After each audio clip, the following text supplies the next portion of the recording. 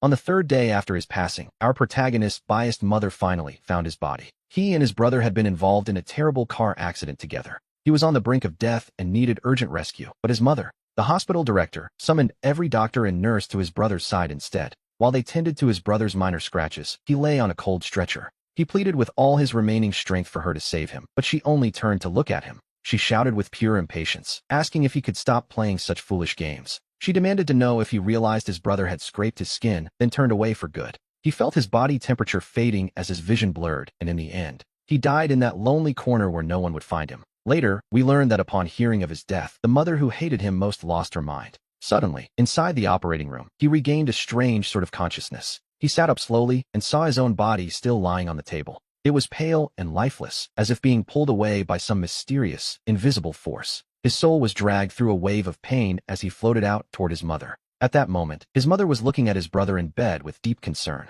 She spoke to Isaac in a voice so sweet it felt entirely foreign to our protagonist. She promised that once he woke up, she would make that animal apologize to him personally. Standing beside her, his father grew increasingly impatient with the situation. He muttered that if that animal, Sean, showed up, he would only be in the way. He muttered that if it weren't for Sean, Isaac wouldn't have been so badly hurt. He even wished Sean had just died already, a sentiment that made Sean's spirit smile with bitter sarcasm. We see that his parents had already made up their minds, placing every ounce of blame squarely on him. At that moment, the entire rescue team was still gathered inside Isaac's hospital room. Without a direct order from his mother, the director, no one dared to leave the bedside. Finally, a doctor arrived with the test results and informed her that Isaac's injuries were actually quite minor. Only then did one member of the team find the courage to cautiously mention Sean's name. He whispered that Sean appeared to be very seriously injured and might need immediate attention. He asked if she'd like to go see him, but his mother's tension immediately shifted into pure impatience. She snapped, asking what kind of trick that animal was playing now, considering the harm he'd caused his brother. She couldn't believe he was still playing such foolish games, while Sean's spirit watched her in silence. He no longer felt sadness, only a hollow ache in his chest, as if a piece of him had been torn away. The two brothers had been hurt at the exact same time. After all, it was clear that Sean was in far worse shape, yet they insisted he was the one who caused the harm. Perhaps it was all for show, but his mother finally, with a look of resignation, dialed his phone. When the nurse answered the call meant for the family, his mother didn't even wait for a greeting. She immediately began to insult him, demanding to know why he couldn't act like a proper older brother. She scolded him for nearly breaking his brother's bones, and then having the nerve to pull a stunt like this. After finishing her lecture, she hung up immediately, without showing the slightest hint of concern. To make matters worse, she ordered all the rescuers to stay in Isaac's room, just in case. Floating there in the air, Sean could only twist his lips in a bitter, silent grimace. Without feeling the slightest bit of emotion, the nurse tried calling back, shouting for the director. She urgently explained that her son, Sean, could not be resuscitated and was on the verge of death. If she came right this second, she might just be able to see him one last time.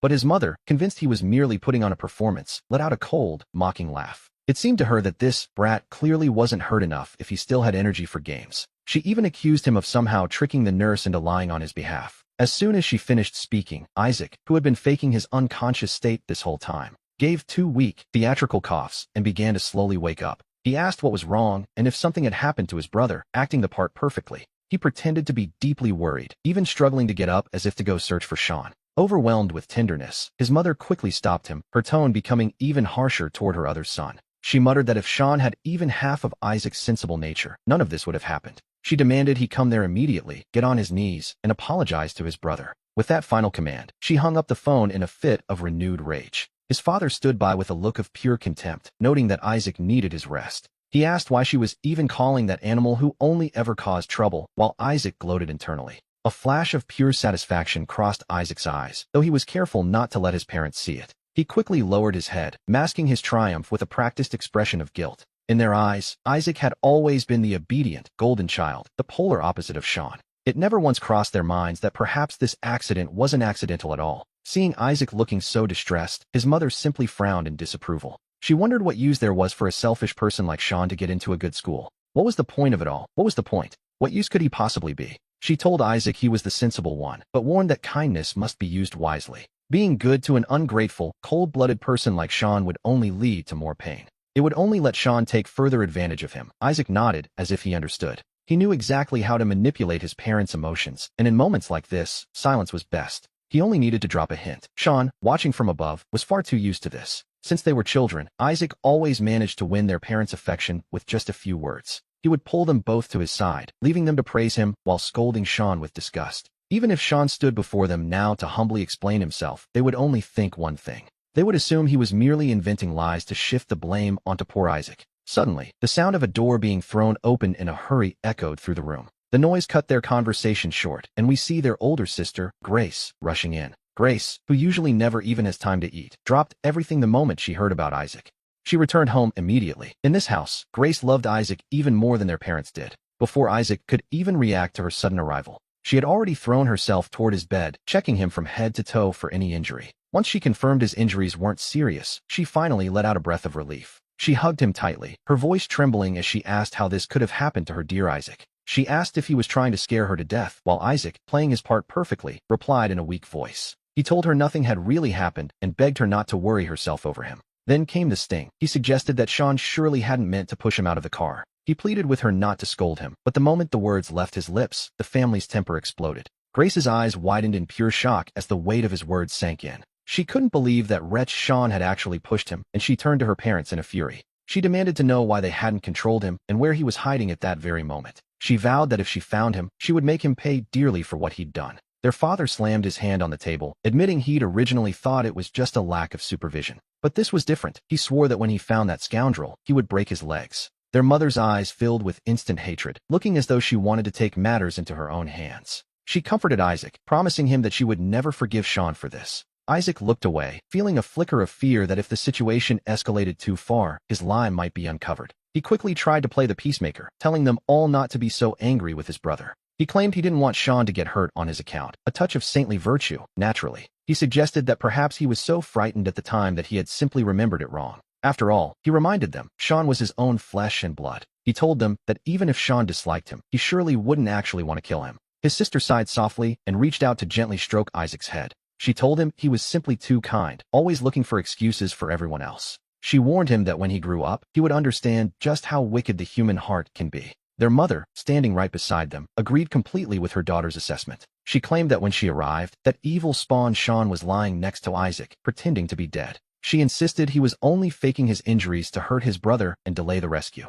Isaac quickly tugged on his mother's sleeve, clearly not wanting her to say another word. He suggested that perhaps their brother really had been hurt after all. He pleaded with them to just leave it all behind and stop talking about him. He shook his mother's arm playfully, acting the part of the charming, pampered son. He knew perfectly well, of course, that his mother could never resist his charms. His mother shook her head in resignation, telling him what a blessing it was to have a son like him. She wondered aloud how many lifetimes of good deeds it took to deserve such a child. He was nothing like Sean, she noted, who she believed was rotten to the core. She promised Isaac she would listen to him and ignore that wretch from now on. At the very least, she decided, they simply wouldn't allow him back into the house. She mused that he couldn't hurt their precious Isaac then. Meanwhile, Sean stood frozen in the corner, watching his father, mother, and sister all gathered warmly around Isaac's bed. An indescribable bitterness began to wrap itself around his heart. In that moment, he felt like a creature in the shadows, spying on a happiness that wasn't his. And yet, despite everything, these people were his family. He was their son and their brother too, but Isaac received every ounce of their affection. Meanwhile, Sean felt like a stray rat, hunted and despised by everyone around him. He wanted to flee that room at any cost, unable to bear another single word. But his soul was tied firmly to his mother's side, leaving him with nowhere to go. He was forced to endure their insults as they spoke freely right next to his ear. A few days later, under the attentive care of the entire family, the situation shifted. Isaac was finally discharged from the hospital, and his mother busied herself gathering his things. His father had already brought the car around to the hospital entrance, waiting patiently. Terrified he might overexert himself, his sister wouldn't even let him put on his own shoes. On the way home, his mother grumbled incessantly that Sean was simply not a good person. She noted that even as his brother left the hospital, Sean hadn't visited once to apologize. She promised that once they got home, she would settle the score with him properly. His father glanced at her, remarking that having Sean in the house was a curse. He believed trouble was inevitable, and hearing the word settle filled Sean with conflicting emotions. A flood of long-buried memories rushed back. Since childhood, his mother had always preferred Isaac. She demanded Sean yield in everything, all because of the day his brother was born.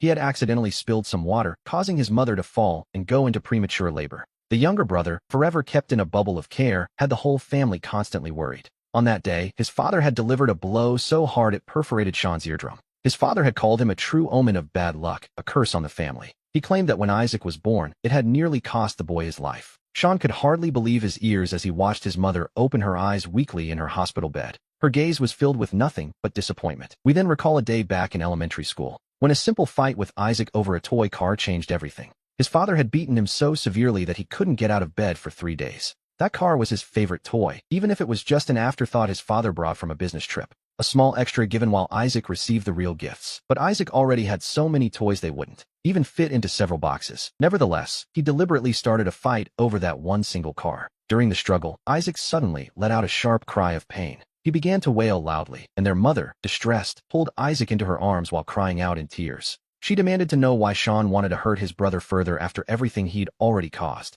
He tried to explain it wasn't him, but Isaac was already squeezing out tears and playing the victim. The boy told his mother not to be angry, claiming it was his own fault for causing trouble. He apologized for fighting over a toy, and when their father arrived home to see the scene, he immediately picked Sean up and began to strike him without a second thought. He shouted that a cold-blooded child like Sean should simply be thrown in the trash. He believed keeping him home was a disgrace, and though Sean begged him to stop, the more he cried, the more his father thought he was faking, hitting him even harder. His mother and sister watched with complete indifference from a distance, as if they wished for the worst. It was as if his own father were trying to beat him to death, treating him like a sworn enemy. From that day on, every time Isaac cried, Sean was the one who faced the scoldings and the beatings. As time passed, he no longer dared to fight for his parents' affection or even defend himself. He didn't even dare to get close to them, and now, they had abandoned him on a cold operating table. He was left to fend for himself. Upon returning home, Isaac threw himself onto the sofa.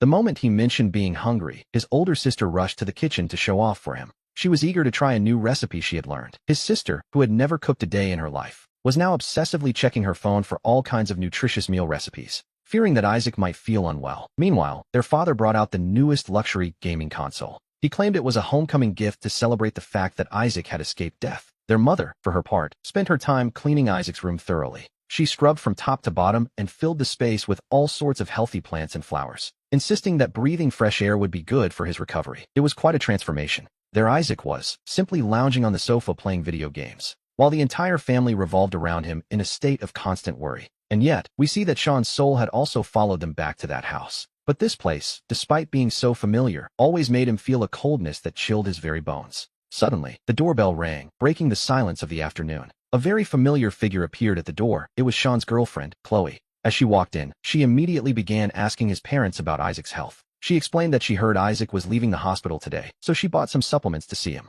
The moment she spoke, Isaac immediately set down his gaming console. Feigning a shy modesty, he thanked her for taking the trouble to come and visit him. He claimed to be fully recovered now, offering Chloe a sweet, practiced smile. This girl, usually an ice goddess to everyone else, was acting like a sweet neighbor in front of his brother. As Sean watched her, he felt an indescribable sense of strangeness creeping over him. Suddenly, she changed the subject, asking where Sean was. If she hadn't mentioned him, it seemed the entire family would have forgotten his existence entirely. At the mention of his name, their mother frowned, wondering why she would even bring up that brat. She complained that she had only said a few words to him the other day, and he hadn't even come home. But in her mind, if he enjoyed being away so much, he was welcome to stay there. She went as far as to say he should never return, that the house would be quieter if he just disappeared. That way, she reasoned, he wouldn't be bringing home problems every single day. Isaac nodded quickly in agreement, saying it was indeed better if Sean didn't come back. He didn't want Sean disturbing his rest, just as their sister emerged from the kitchen with a nutrient drink. She joked with Chloe, asking if she had finally decided when she was going to break up with Sean.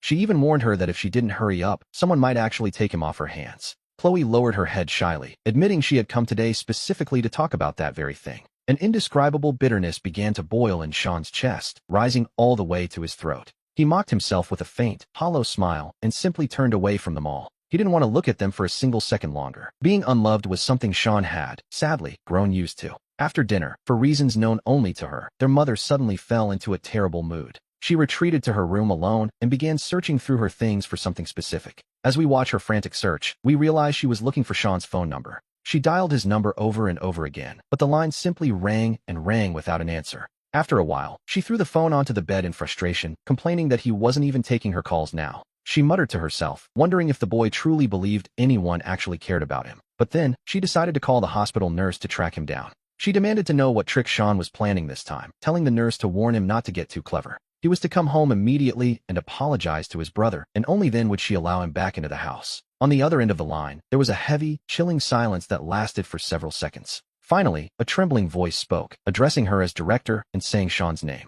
The nurse revealed that Sean had passed away a week ago. The accident had caused his heart to fail. She explained that every available doctor had been summoned by the mother to Isaac's room, leaving no one to operate on him. Hearing this, the mother felt her pupils contract as she froze in place, the weight of the words momentarily sinking in. But after a few seconds, her face returned to a mask of cold indifference. To be honest, her denial was almost impressive. Deep down, she simply refused to believe the news, convinced it was another one of his ploys. She let out a cold, mocking laugh, asking if Sean had taught the nurse to tell these lies as well. She wondered aloud if he really thought saying such things would provoke any kind of emotional reaction from her. She asked if he thought this would help his case, but the nurse hurriedly tried to explain the grim reality once more. The nurse insisted she wasn't lying, swearing on her own life that every word was the truth. It was honestly a bit surprising to see a nurse he barely knew go to such lengths to defend him. Our story takes a turn as the mother's expression shifted. Her bitter, sarcastic mask began to slip, replaced by a flicker of uncertainty as she recalled the chaotic scene of the accident that day. We see the memory, Isaac and Sean both lying on the road after the collision. Sean didn't seem to have any visible wounds, and even appeared strangely euphoric in the moment, while Isaac had several noticeable scratches across his face. Later, based on the story Isaac told from his hospital bed, the mother had reached a firm conclusion. Isaac claimed that after the crash, he pulled Sean from the car, only for Sean to try and kill him. He alleged that Sean pushed him back toward the passing traffic, causing him to be struck again. The mother frowned, telling herself with absolute certainty that the nurse's story was impossible. She argued that since Isaac was already out of the hospital, there was no way Sean could be in worse shape. She snapped that she could see right through these foolish, transparent little schemes. In her mind, Sean was simply trying to compete with his brother for her attention again. She warned them both to stop these games and nonsense immediately, or they would certainly regret it. The nurse, seeing that the mother was doubling down on her refusal to believe the truth, let out a heavy, resigned sigh and addressed her as director once more. She told her that if she truly didn't believe it, she should go to the morgue and see for herself. Only then would she see the proof. Yet, the mother maintained her cold and callous attitude. However, in that moment, it seemed the gravity of the situation was finally starting to sink in. She frowned deeply, her gaze becoming erratic as doubt finally began to cloud her mind. The nurse on the other end of the line sensed her hesitation and pressed on. She asked the director how she, a professional nurse, would ever dare to joke about her son's life. The mother grew visibly nervous, pacing back and forth across the room with heavy, hurried steps. She spat out that they were all conspiring to deceive her, clearly underestimating who they were dealing with. Without waiting for another word, she hung up in a fury, pressing the screen with unnecessary force. After that, she sat restlessly in the bedroom, lost in a storm of private, unsettling thoughts. We see her biting her lip so hard it turned pale, a rare sign of genuine agitation. Perhaps she was distressed that, as a director, a simple error in judgment had led to this. The thought of having killed her own son was looming. How would she explain this to the doctors? Or perhaps she simply feared the gossip about her blatant favoritism toward Isaac. But in any case, it wasn't Sean's life she was truly worried about. Of that much, Sean was absolutely certain. To be honest, he had no reason to believe otherwise. Hearing her outburst, the father opened the door, wondering what all the commotion was about. The mother's voice trembled as she asked if it could be true, if Sean was actually dead. It seemed she finally believed the nurse, but the father remained convinced it was all an act. Still full of rage, the father looked at his wife with nothing but pure contempt. He mocked her for being so easily fooled, arguing that if the accident had been that serious, that cold-hearted girl would have surely dragged Isaac down with her to save herself. Since Isaac was safe, he reasoned Sean must be fine. In their eyes, Sean was always the villain. He already knew they couldn't stand to see him doing well, but he never expected this. Even in death, they accused him with such a tone that a cold shiver ran through his heart. He had spent 3 years with Sarah, the only person in the world he truly trusted and leaned on. She had always pitted the pain his biological family caused him, and it was she who, time and again, stood by his side when he was most vulnerable, helping him find the strength to move forward. Before today, he had never once doubted her sincerity, not for a single moment. In those 3 years, he never did anything to let her down. On the contrary, he treated her with every kindness and consideration he could possibly offer. Back when his career was just starting, he earned very little money beyond his basic expenses. Yet he used every spare cent he had to buy her gifts, wanting her to feel special. He was studying and starting a business at the same time, making his life a constant, exhausting hustle. But he always found time for her, just to make her feel secure, right up until the moment he died. He had been saving for months to buy her the designer bag she wanted so badly, which, ironically enough, is still sitting in the trunk of his wrecked car. He truly believed they would be happy forever, but now he had heard her with his own ears. She was joining his family in excluding him and looking down on his very existence. We see his sister, casually chewing on an orange as if nothing were wrong. She asked with complete indifference if it wasn't actually better that the nuisance was dead. To her, there was nothing to worry about. He knew they favored Isaac, of course, but he never imagined he was so utterly despicable in their eyes. Through all those years, even if they didn't love him, they should have known him at least a little. Given his character, how could they believe he would ever commit such a vile act? Or how could he, just to seek their favor, treat his own life like some sort of sick joke? He desperately wanted to explain himself, but no matter how loudly he screamed, no one could hear him, while they all continued giving their advice, one after another. We see his mother straighten her back, reclaiming that cold, authoritative air she always wore. She declared that first thing tomorrow, she would go to the hospital to unmask the lies. If Susan wasn't in the morgue, she threatened to break her legs for the deception. And as for that nurse, she intended to make sure the woman was fired as well. His mother's words felt like a sharp thorn being driven into him. It was lodged directly in his heart, and it hurt so much he felt he couldn't breathe. He realized his mother wanted to see his corpse so badly that, if he had actually survived, she still wanted to break his legs just to satisfy her own lingering anger. Perhaps the heavens took pity on him, as a light drizzle suddenly began to fall outside the window. Her words, spoken with such apparent lightness, were devastating. They felt like stinging slaps across his face, yet he couldn't make a single sound of pain. Now, finally, he understood with perfect clarity that every one of them wished he were dead. Driven by the urgency to confirm his death or expose his supposed lie, the next morning arrived. His mother, without even stopping for breakfast, rushed off to the hospital in a hurry. His father, naturally worried about her, decided to follow close behind. In that moment, we see that his father seemed even more anxious than his mother to see his corpse. He even floored the accelerator. His soul, dragged behind his mother, felt a sudden, chilling shiver. He laughed bitterly at the absurdity of it all, being in the car, yet with his soul flying behind. On the way to the hospital, his mother continued complaining to his father about wasting their time again. That damn kid never gave them any peace, she said, always causing scenes about life and death. She was convinced he wouldn't dare actually die, and was just bribing people to fake his passing. She claimed they gave him too much money, and to be honest, she truly believed he was just being dramatic. After living for so long in such a toxic family environment, things had taken a toll. He had developed severe depression. He once tried to talk to his mother about it, to truly communicate. He had hoped for her understanding, but she simply looked down on his pain with utter contempt. She told him to stop pretending, claiming they had spoiled him until he had lost all his judgment. He would just lower his head and stay silent. If anyone was actually being spoiled in that house, the one who truly fit that description was their favorite, Jake. As for him, he had never been pampered. He had never even been allowed to feel the simple warmth of a family's love. At his lowest point, he even considered ending it all. But even after taking an entire bottle of sleeping pills, he didn't succeed. Yes, even that failed. When he woke up in the emergency room, he didn't feel relief, but rather a deep disappointment and fear. He lamented the fact that even dying seemed to be an impossible task for him. He also knew that an overwhelming reprimand was waiting for him, which, naturally, is exactly what happened. When his mother saw him open his eyes, her first words were, "If you want to die, do it elsewhere." She asked if he planned to stink up the house by dying there, wondering how they could possibly live in it afterward. We see his father standing there, eyes wide and fixed on him with a look of pure indignation. He demanded to know if this was why they had raised Sean, so he could abandon them instead of caring for them in their old age. He complained that Sean would try to leave them over a few simple words, over and over again. He asked if all the effort they had invested in him over the years had simply been thrown to the dogs. Sean thought long and hard about that, but he couldn't remember a single thing they had actually done for him. They fed him just enough so he wouldn't starve, but he was only allowed to eat the scraps that Jake didn't want.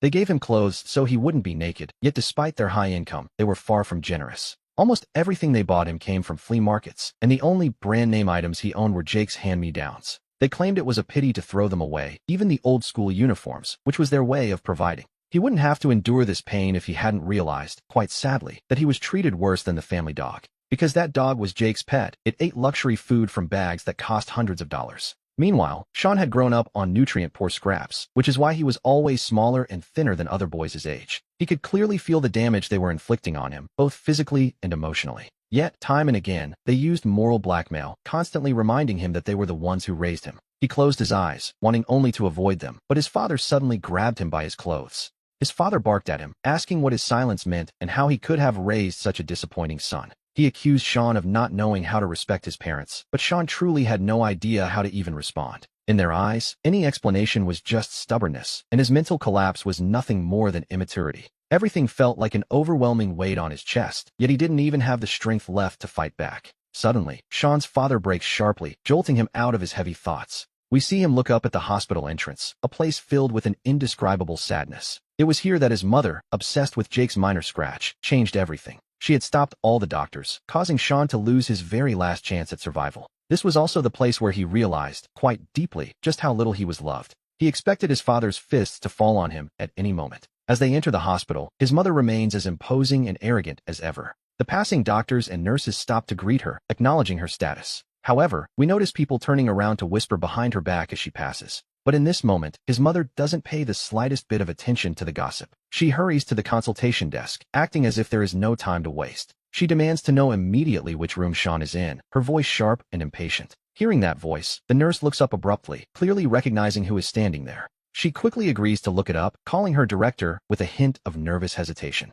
In reality, the entire hospital is already aware of Sean's passing. The nurse knows the truth perfectly well, but she fears delivering such news right now. To be honest, she knows that speaking the truth would only trigger the mother's famous temper. She can only pretend to be ignorant, searching through the old records on her computer. Finally, she turns the screen around so that his mother can see the files for herself. As she scans the old records on the screen, a sudden flash of surprise crosses his mother's eyes. There it is, written clearly for all to see. Susan Yin, cardiac rupture. Deceased after emergency resuscitation. Below that, a striking red line marks the end. The body is in the morgue, locker number 106. Family members have yet to claim him. Suddenly, the air around us falls into a heavy silence. The nurse clenches her hands, and we can tell she is desperately feigning a sense of calm. She quietly begs the director to maintain her composure in the face of such news. His mother glares at the nurse and mutters to herself that Sean certainly has many tricks. She assumes he has somehow bribed someone to falsify the hospital's official records. She remarks that she must have paid him far too little attention lately.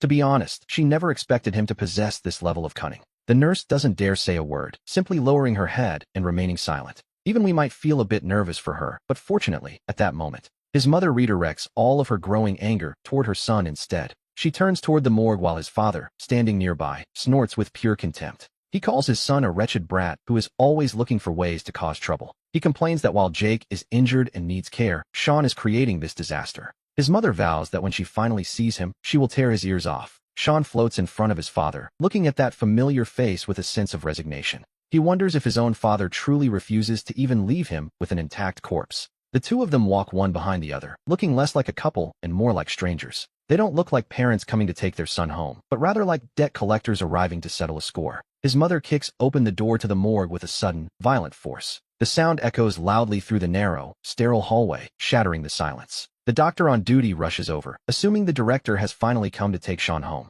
He offers to bring the body out immediately, but the moment she sees her son, everything changes. His mother recoils in shock, stepping back as if she refuses to believe what her own eyes are telling her. She forces his eyes open, only to find that his pupils have already grown cloudy and dull. When she checks for a breath, she accidentally brushes against his skin, which is already cold and rigid. Suddenly, she pulls back the white sheet, leaving him completely exposed before us. The marks from the resuscitation shocks are still visible on his pale, statue-like chest. His mother stumbles back against the wall, sliding down and clutching herself as her composure breaks. She whispers to herself, wondering how this could possibly be happening. She remembers seeing him that day, and to her, he hadn't seemed seriously injured at all. His spirits had seemed high, and he certainly didn't look like a man on the verge of death. Aside from a few minor scratches on his hands from shielding his brother, there was no outward sign of trauma. But because he had turned to embrace Jake and protect him with his own body, the sheer force of the impact had ruptured his heart. The reason he had seemed so well was simple. With his internal organs failing, he was already in the final moments of his life. The adrenaline in his system had reached its peak, masking the fatal damage for just a little while.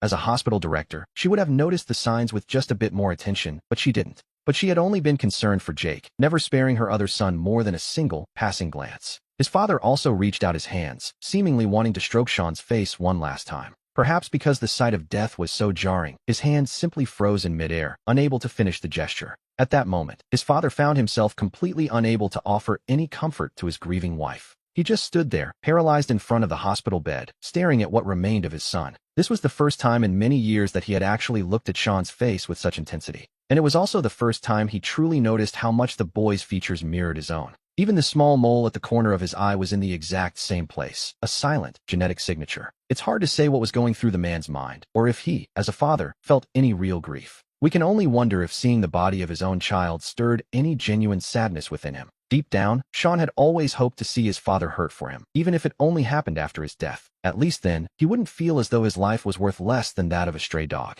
And yet, there was a part of him that didn't want to see them mourning, because he wouldn't know how to react. He wouldn't know how to face such a sudden, overwhelming display of paternal love after a lifetime of silence. The man remained there, completely absorbed in his thoughts, without uttering a single word. His face remained a mask, showing no outward expression and betraying no hint of the emotion beneath. Upon hearing the news, the family friend, Stephen, arrived in a hurry along with Sean's older sister. When his sister caught sight of the body, she was overcome with a sudden, sharp wave of fear. She cried out from the doorway, not daring to step any closer to the bed for a long time. Stephen, observing the parents' shattered state, realized immediately that something had gone terribly wrong.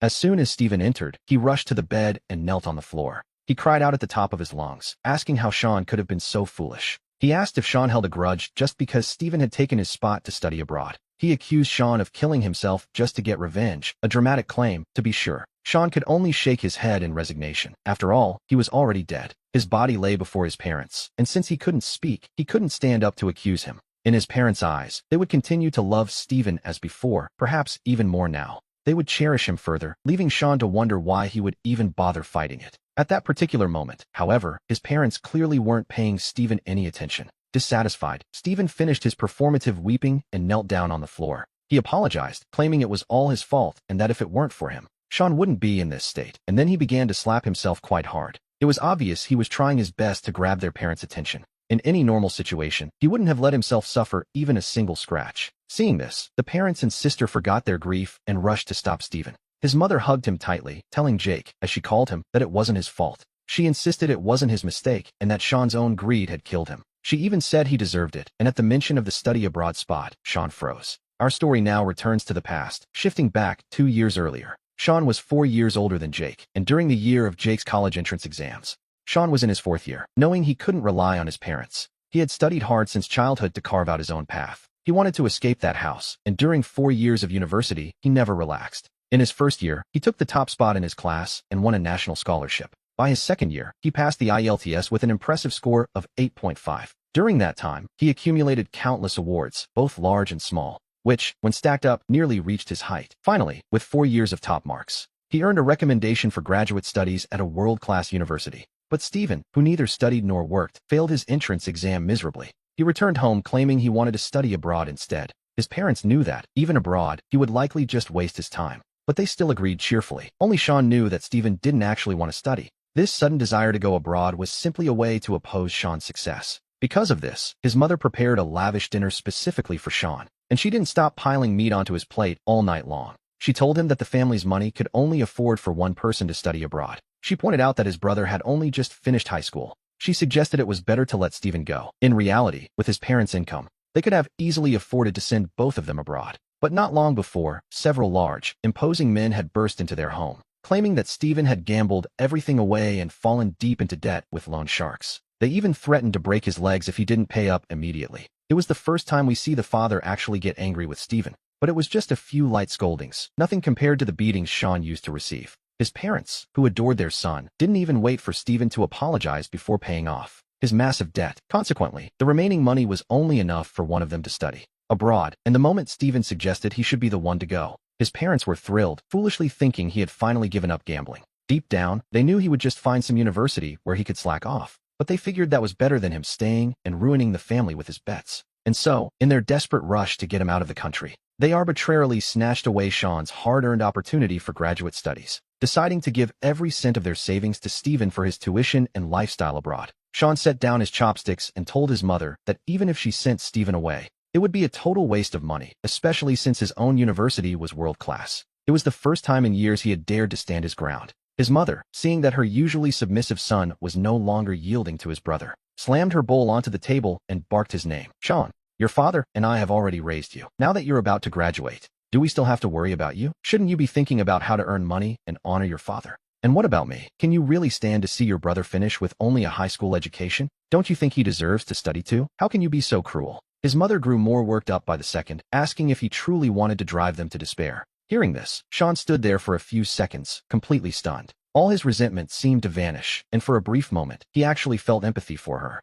He began to think that perhaps he wasn't being a good enough son after all. He knew his parents were worried about Stephen, yet he was still fighting for that single spot. Perhaps, because he still clung to the last vestige of his mother's love, he finally softened. He promised her then, "Don't be angry, Mom." He would give the opportunity to his brother, naively believing this would lighten his parents' burden. From that day on, he abandoned his dreams of further study and never asked them for money again. Fresh out of university, he went off to work on his own in a different city, earning an intern's salary of less than $2,000 a month, yet still saving half of it. He couldn't help but send it to his parents, even though he knew it didn't mean much to them. It was his way of contributing to the family and repaying them for raising him all those years.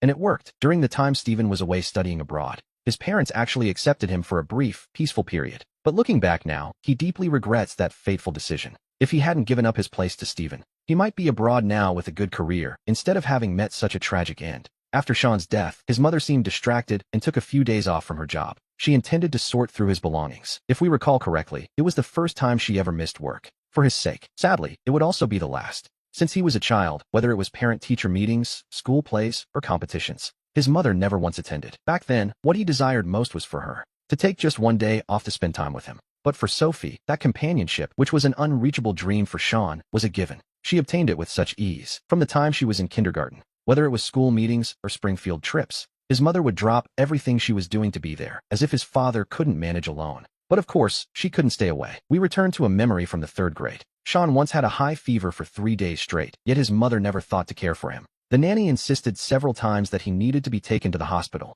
but his mother refused, using the excuse of being far too busy at work. It wasn't until his fever nearly hit 104 degrees that his mother, during her lunch break, reluctantly returned home. She claimed it was just a minor illness that a simple fever reducer could fix. She complained that having to come home specifically for him was a complete nuisance. But just as she was finally taking him to the hospital, a single phone call changed everything. A call from Sophie's teacher made his mother leave immediately. While Sean was dizzy with fever, he only heard his mother's anxious voice crying out that Sophie had scraped her knee. The teacher on the other end of the line tried to calm his mother down, telling her not to worry. It was just a skin scrape that had already been treated in the school infirmary. It was nothing serious. But his mother snapped at the teacher, accusing them of being incredibly irresponsible for their tone. She demanded to know what they meant by not serious, fearing our little Sophie might be left with a scar. She insisted on picking her up immediately to take her to the hospital. The teacher, seeing her fury, was completely bewildered but had no choice but to agree. And so, we see how it went.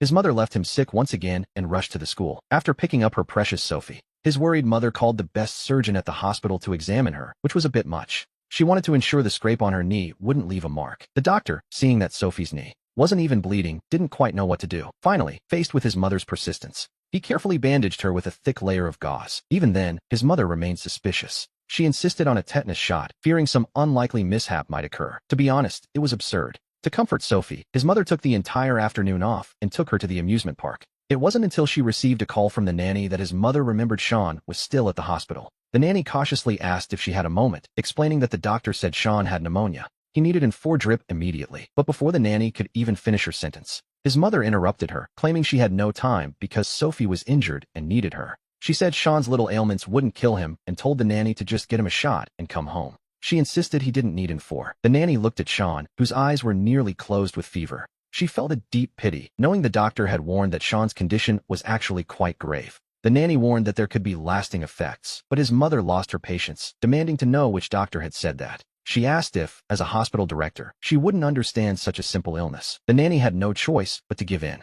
Following his mother's strict orders, she gave Sean an injection and brought him home. It was a decision she would regret. And so, we see that there really were lasting consequences. From then on, every time he caught a cold, it turned into pneumonia. Without a full week of IV fluids, he simply wouldn't get better. To be honest, his health was never the same again. His vocal cords were also permanently damaged from coughing for an entire month, leaving his voice sounding perpetually raspy and hoarse. Since kindergarten, Sean had been the lead singer of his band. His greatest dream was to become a professional singer one day. He imagined himself standing on a much larger stage, but because of this illness and his mother's blatant irresponsibility, that dream became an impossible fantasy that would never be realized. It was a heavy price for a child to pay. Later, during his second year of high school, an unfortunate accident occurred during a performance for a school club activity. He fell right off the stage and struck his head. It was a terrifying moment for everyone watching in the audience. The accident was severe. He hit the ground hard, and the sight of the uncontrollable blood flowing from the wound frightened both his teachers and his classmates. His class tutor quickly rushed him by car to the hospital where his mother worked.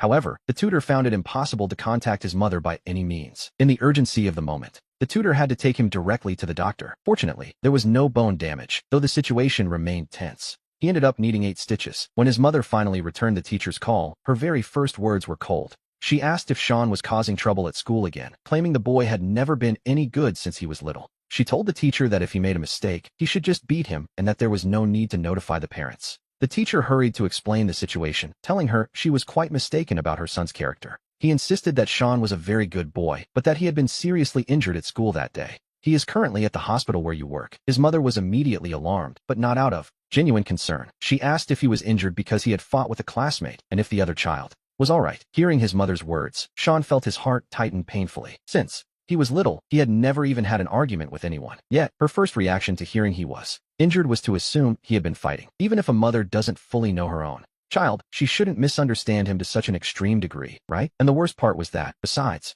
misjudging him, she showed no interest in his well-being and even worried about someone else's child first. Feeling deeply embarrassed, Sean wanted the teacher to just hang up the call. He told the teacher he was fine and that his mother was too busy with work to bother coming. Upon hearing his voice, his mother lost all courtesy with the teacher and began to insult him. She told Sean to stop acting mature and accused him of being afraid that she would find out his excuses. She complained that he couldn't stay out of trouble for even one day while she worked like a beast to pay for his school. Sean could only manage a bitter smile at the absurdity of it all. It seemed the teacher was the only one who saw the truth of the situation. Unable to listen any longer, the teacher interrupted her, addressing her firmly as Sean's mother. He explained that Sean had accidentally fallen off the stage during a school club performance and that she had completely misunderstood the boy. He emphasized that Sean was badly hurt and had just received stitches in his head. He suggested she pick him up so he could rest for a few days. Hearing that there had been no fight, his mother finally calmed down, though her tone remained full of annoyance. She claimed it was just a few stitches and told the teacher to send him straight back to school without waiting for another word.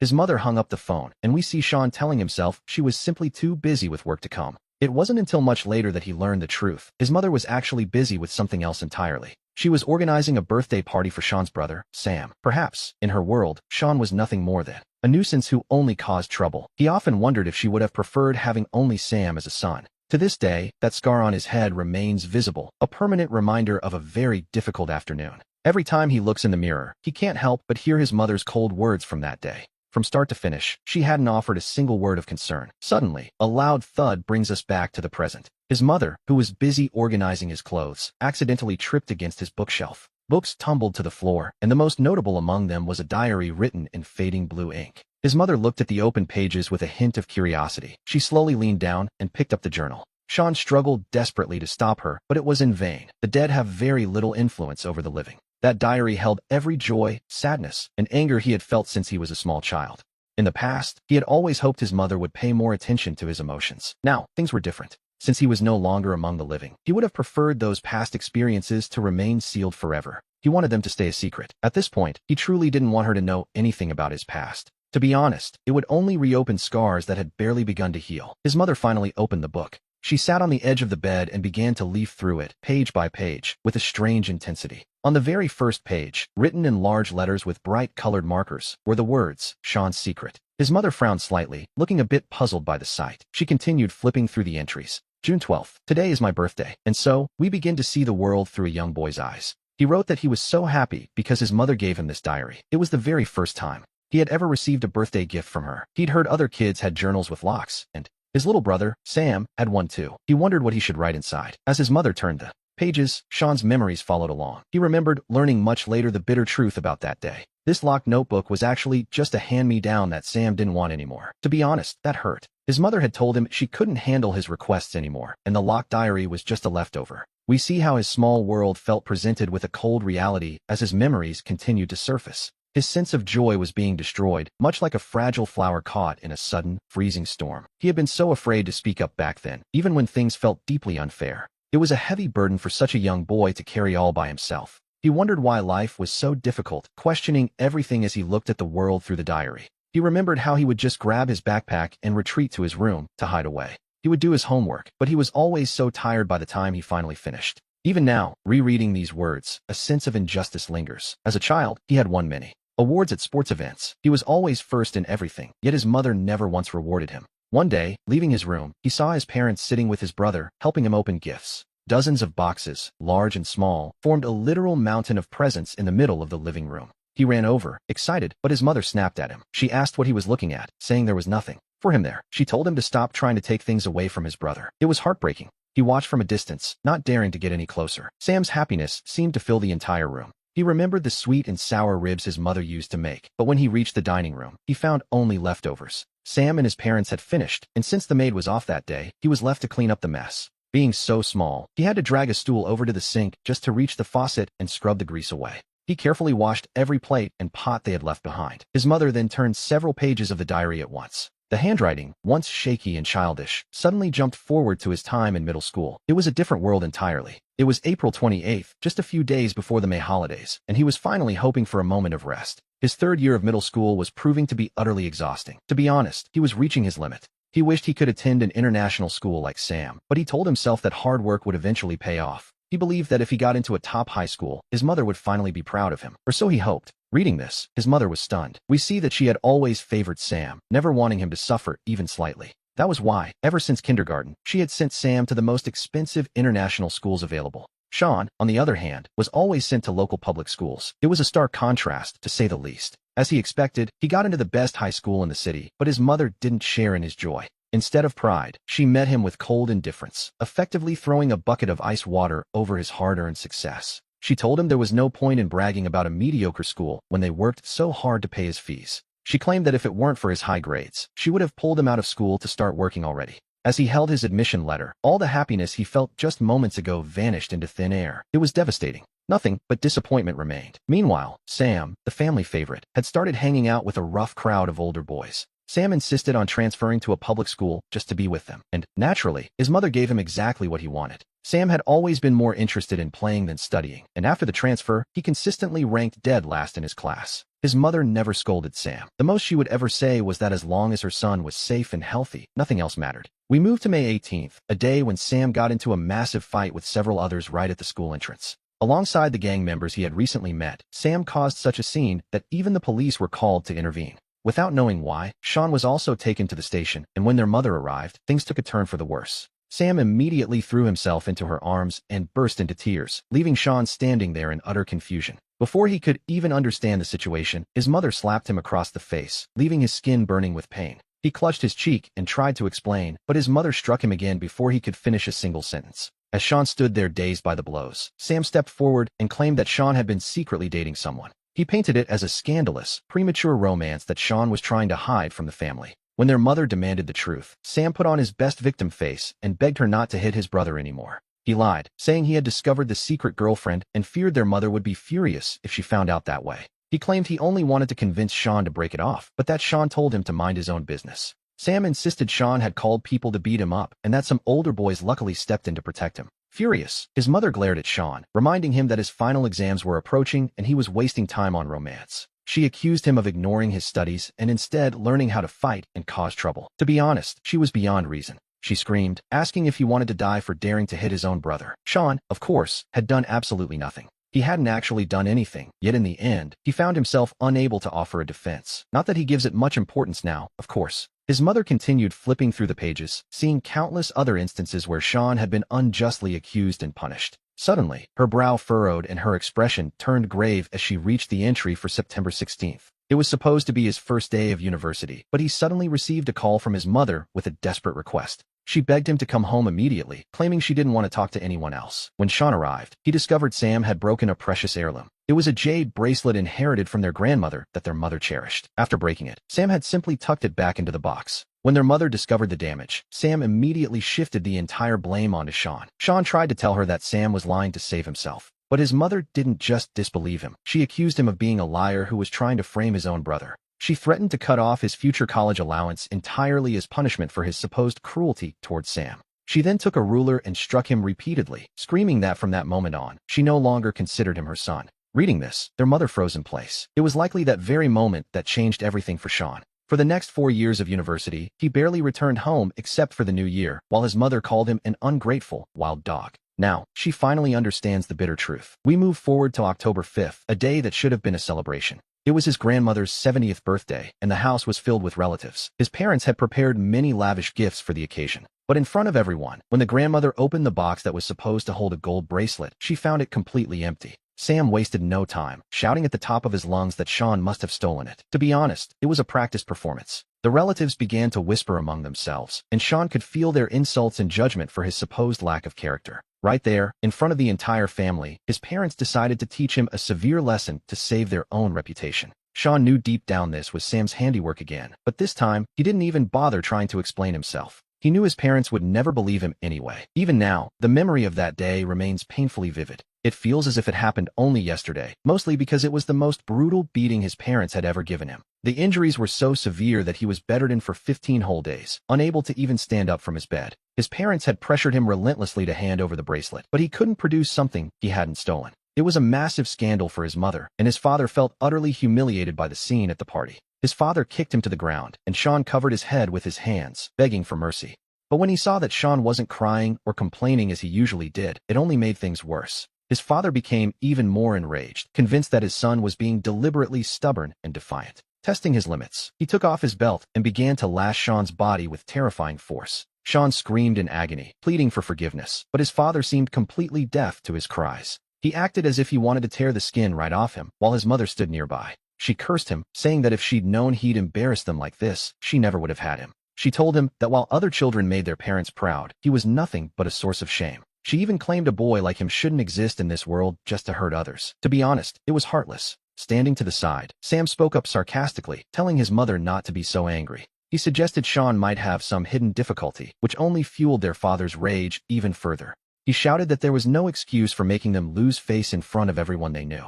His father continued to insult and beat him for an entire hour until he finally grew too tired to continue. Sean lay on the floor nearly unconscious, and without even realizing it, he eventually drifted into a dark sleep. When he finally woke up, it was already midnight, and he was still lying there on the cold, hard floor. Using every ounce of strength he had left, he managed to crawl back to his bedroom. As he collapsed onto the bed, he genuinely feared that he might never wake up again. It was only much later that the truth came out. Sam had developed a serious gambling addiction. Sam had actually stolen the grandmother's bracelet to pay off his debts. Reading this, their mother began to tremble. She gripped the diary tightly as she realized the sheer scale of the injustice Sean had endured. The suffering Sean had endured over the years appeared before her eyes, one by one, and only then did she realize the truth. She saw that because of Sam, Sean had been unjustly accused and beaten time and time again. The boy she remembered as a troublemaker had, in reality, been misunderstood his entire life. The truly wicked one was Sam, but Sean was already gone. What was the point of her knowing this now? Even if he were still there, broken on the floor, there was no remedy for the years of pain he had suffered. The damage they had caused was already deeply engraved in his heart, leaving scars that could never truly heal. A tear of guilt shimmered in his mother's eye. She couldn't bear to read anymore and slowly closed the diary. She hugged it tightly against her chest and closed her eyes, her expression twisted in what looked like immense pain. We see Sean crying incessantly, yet he makes no sound. It is a heartbreaking sight, to be honest. This time, he neither could nor wanted to comfort his mother. He finally saw a hint of genuine remorse on her face. In the days following his death, Sam lived in a state of constant fear and growing desperation. He was the one who eventually had to face the consequences of his actions. The truth about the father's path and the family's history began to surface in the most painful way possible. Everything they thought they knew about their lives was starting to crumble around them. The weight of their choices was finally catching up, leading to a dark realization that some things cannot be undone. His father sat in silence, the reality of his own cruelty finally beginning to sink in. It was a heavy, suffocating silence that filled the house where Sean used to live. They stood there, surrounded by the ashes of a family that had failed its most vulnerable member. His mother admitted they had completely misunderstood him, confessing how negligent she had been as a parent. Upon hearing the conversation between his mother and the others, Sam became visibly unsettled by the mention of that diary. Driven by a guilty conscience, Sam rushed to the room and snatched the diary his mother had left on the bed. He began to flip through it frantically, for to him, this diary was nothing less than a record of his crimes. After reading only a few pages, he desperately tried to tear it apart, hoping to erase the evidence. He shouted that Sean had written this on purpose just to spite them, but his mother didn't argue back. Unexpectedly, she didn't follow his lead either. She simply responded with a cold, hollow indifference. She told him that since guests were still there, he shouldn't give them a reason to laugh at him. Realizing he had lost his composure, Sam ran to his room in a fit of resentment, slamming the door. A relative named Sean, a different Sean, mind you, carefully comforted the mother, telling her it was over. He claimed our Sean's spirit in heaven wouldn't blame her, but some things are simply beyond forgiveness. His mother seemed pleased, agreeing that Sean was a good boy who wouldn't be bothered by such small things. Now they call him a good boy, yet for all those years, we know how often they called him a bad seed. Even now that he is gone, they still expect him not to complain about the life they gave him. To him, this wasn't a small thing. It was the weight that slowly crushed him, piece by piece. It was the final trigger that ended his life. If they hadn't spoiled Sam all these years, things might be different.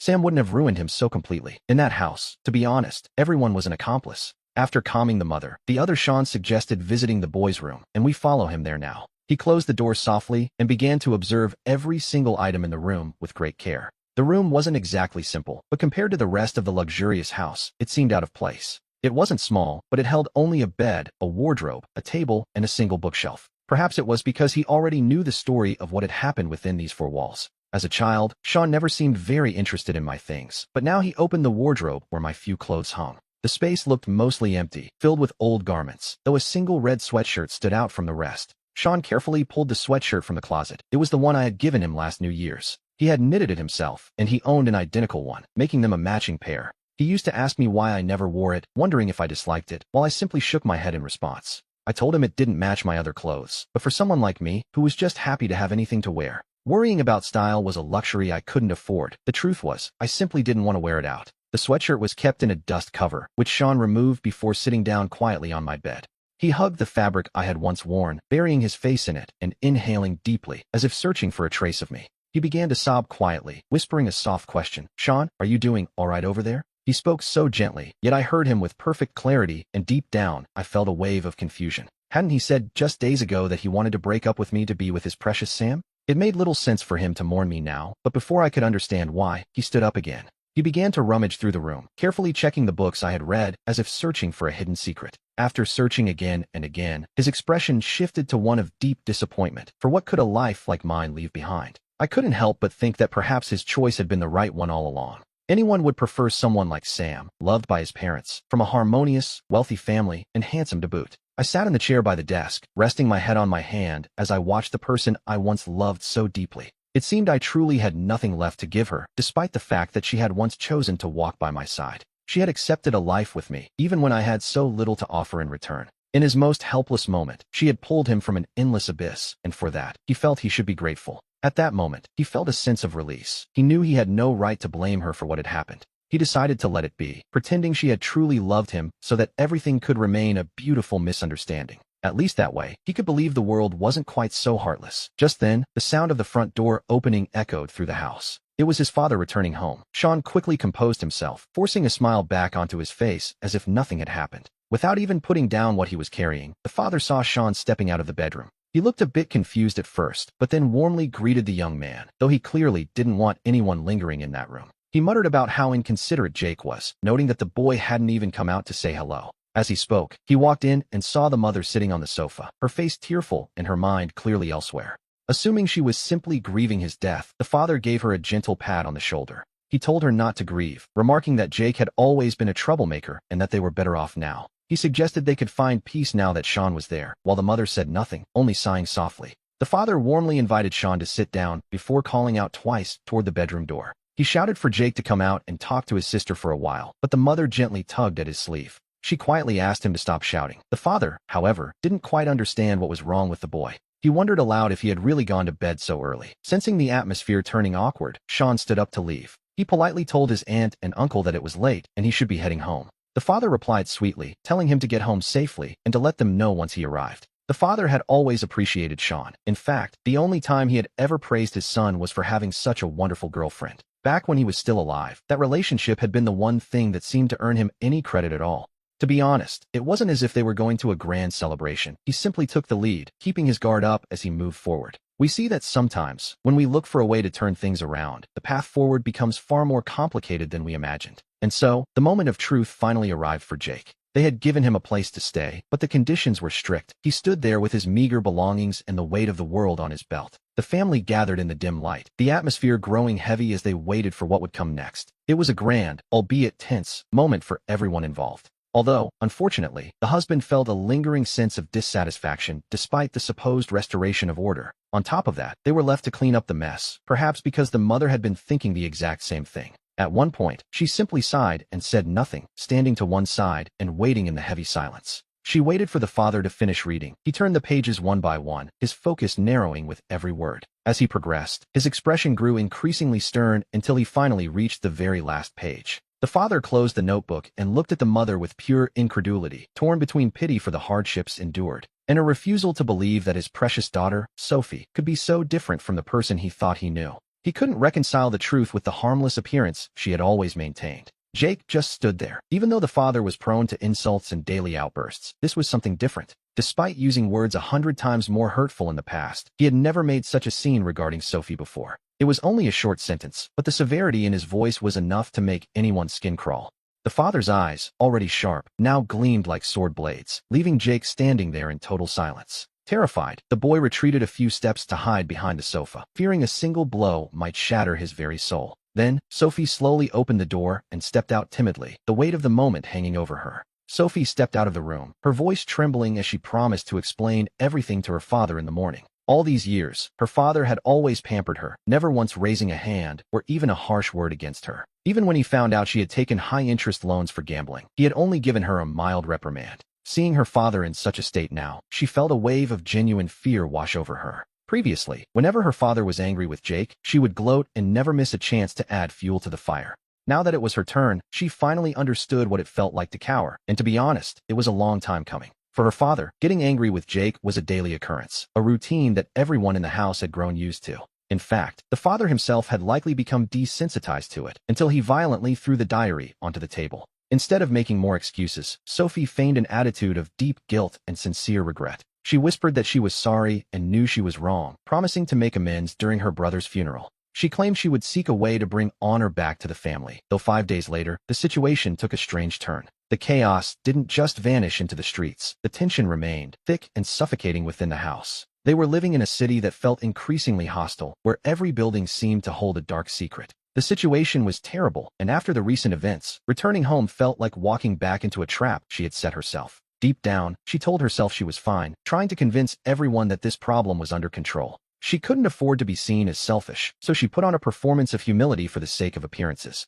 16 days later, the consequences of her actions finally surfaced, leaving her mother caught in the middle of the struggle. Instinctively, the mother grabbed the father, pleading that Sophie had already recognized her mistake. She insisted these were just unimportant things, knowing her husband didn't truly intend to strike his precious daughter. Upon hearing this, he relented, warning the young rascal that he better not catch her doing this ever again. He threatened to give her a real beating next time, though even his scolding felt strangely hollow. We can still hear the father's underlying affection for her, and Sophie quickly scrambled up from the floor. She hugged him tightly, acting like a spoiled child as she whispered that she knew her father was the best. She teased that he couldn't possibly bear to hurt her, and her father responded with a gentle tap on her head. He sighed, telling her that with such a sweet tongue, he only wished her brother had been more like her. If Jake hadn't been so stubborn, he wouldn't have taken so many beatings over the years. The father waved it off, deciding it was better not to speak of him anymore. Deep down, Jake might have thought that if he had been as charming as Sophie, he could have pleased them too. Perhaps then, she would have been the one receiving the blows all those years instead of him. But he had always believed that between siblings, there should be no need for such manipulative schemes. He always felt he had done nothing wrong, and to be honest, he shouldn't have had to apologize for existing. In his mind, there was simply no need for elaborate explanations for the truth. Now we see the bitter reality. It is only the crying child who gets the candy. And Jake, dying so unjustly, wasn't worth even 2 words of the affection Sophie received so easily. A few days later, driven by a flicker of guilt, the mother organized a somewhat decent funeral. Aside from a few friends and relatives, the doctors from the mother's hospital also attended the service. Though they had private doubts about his death, they wore polite smiles in the face of the mother's authority. They greeted everyone courteously, and among them was the nurse who had helped Jake, carrying a bouquet of flowers. She approached the grave and, in a voice barely above a whisper, said she was sorry. She told herself that if she had been just a little braver back then, perhaps he wouldn't have died. Of everyone present, she was the only one who had truly helped Jake. And yet, she was also the only one who felt the need to apologize to him. In contrast, his mother showed no sign of regret as she began explaining herself to the guests, almost as if she were trying to scrub away her own lingering guilt. She claimed that since he was small, Jake had never been obedient, and this time, fueled by old resentment. He had tried to harm his brother, only to suffer the consequences of his own actions. Everyone there knew in their hearts that she favored the younger brother and were well aware of the injustices Jake had suffered all these years, but no one was willing to speak up anymore. They simply feigned sympathy for the mother, which makes us wonder if, during those final days, she had actually felt even a flicker of genuine sadness for him amidst all the noise. Suddenly, the sharp wail of a police siren cut through the air. A group of officers pushed through the crowd, heading straight for the mother and her younger son. The mother stood frozen, completely bewildered by their sudden arrival. She asked who they were looking for, and the lead officer pulled out a photo, compared it, and spoke. He asked if she was indeed Mrs. Miller, his voice cold and professional. She nodded in a daze, and the officer held up an arrest warrant right in front of her face. He told her she would have to come with them, as they had received a formal report of abuse of authority. The charges included the misuse of public medical resources and the delay of treatment that resulted in a death. The younger brother tried to stop them, stepping in front of his mother and claiming they were lying. He insisted his mother had always been dedicated and honest, asking how she could possibly do such a thing. He shouted that if they were going to arrest her, they would need actual proof. She spun around and screamed, demanding to know exactly who had reported her mother. And here we see the nurse, who had been waiting in the corner, finally step forward. She timidly admitted it was her, but the younger brother, Sam, immediately grabbed her by the neck. He raised his fist to strike her, but fortunately, the police were there to stop his hand in time. What surprised us most was that Anna, who had always stayed by the mother's side, also stepped forward. She declared that she was involved too, leaving the mother staring at her with wide, shocked eyes. The mother gasped, asking what she was saying, as Anna took her place beside the nurse. She looked at the mother with pure anger, stating that everyone who hurt Jake would finally be punished. Sam broke free from the officers and lunged toward Anna, shouting that their family had treated her so well. He demanded to know why she was hurting them, pointing out that she didn't even work at the hospital. He questioned what right she had to claim his mother had committed any sort of crime. He insisted it was all a slanderous lie, just as the backup officer rushed in to intervene. The officer pinned him to the floor while the lead policeman gave a stern, serious warning. He told him to stay calm, explaining that they were acting strictly according to the law. He warned that if he continued this behavior, they would have no choice but to take him in as well. The officer then agreed that if they wanted proof, they were more than happy to show it. With that, he pulled out his phone and displayed evidence of how the mother had abused her position for years. She had been misappropriating medical resources, even ordering staff to prioritize her family's minor needs over emergencies. Next, the officer presented the internal surveillance records from the hospital to settle the matter. The footage showed it all too clearly. On that fateful day, Jake lay completely alone in the operating room. While every doctor had been called away elsewhere, the evidence presented was simply irrefutable. The mother's strength gave out, and she collapsed, though Sam, acting on reflex, managed to catch her. At that very moment, we see an officer lean in and whisper something urgent into the chief's ear. The chief pulled out another photo, compared it carefully with Sam, and spoke in a low, grave tone. He informed Sam that he was now being implicated in a case of intentional homicide. The officer added that he would also have to come along, a statement that caused an immediate uproar. Everyone present was utterly bewildered by this turn of events, and to be honest, so were we. While many had suspected the mother's various crimes, this new development was on a different level entirely. The sudden accusation that Sam was involved in a murder was something no one had anticipated. Confusion filled the room, yet we noticed that Sam was the only one who suddenly began to panic. He shouted in agitation, claiming they were lying and that he had never done such a thing. He challenged them to arrest him, confident that they couldn't possibly produce any real proof against him. Nearby, however, Anna watched the scene with a slightly satisfied smile playing on her lips. She asked him who said she was the one who reported him, noting it was only his mother she'd mentioned. She asked if he truly didn't know what he'd done, warning him that an innocent face wouldn't save him now. She pointed out that if he had committed the crime, he had surely left a trail of evidence behind. As the police moved in to restrain him, Sam found himself trapped and unable to escape. He fumed with silent rage, wondering how Anna could possibly dare to betray him like this. He insisted that without proof, both she and these officers were simply talking nonsense. They would pay the price. Anna knelt before Sam, looking at him with an expression that was almost humble. She reminded him firmly that she was his brother Jake's girlfriend, not his. She had never betrayed Jake. Besides, did he really think that every time she visited his house, it was actually to see him? Scum like him didn't deserve even a fraction of the respect his brother did. She asked if he truly believed she liked him, and as Anna spoke those words, it wasn't just Sam who was left reeling, but everyone watching the scene unfold. The shock was palpable. We can only shake our heads in a sort of resigned disbelief. What an opportunist she was. Previously, seeing the family favored Sam, she had turned her back on Jake. Now that she saw his mother was about to fall into the hands of the law, she played the saint. She had washed her hands of the whole affair. To be honest, if we hadn't been watching all along, we might have almost believed her lies. It's unclear how she knew the mother had been reported, but regardless, she had managed to provide a bit of help in the end. Without her report, it's quite possible the police wouldn't have investigated the matter. But things moved quickly for Sam. Before he could even react to her words, the police officer calmly held up a phone once again to show more evidence. This was surveillance footage from the residential neighborhood's parking garage. The images showed that the day before the accident, Sam had crept stealthily toward a specific car and tampered with the brake pads, muttering for the owner to just die. And that car, as fate would have it, was the private vehicle belonging to the deceased Jake.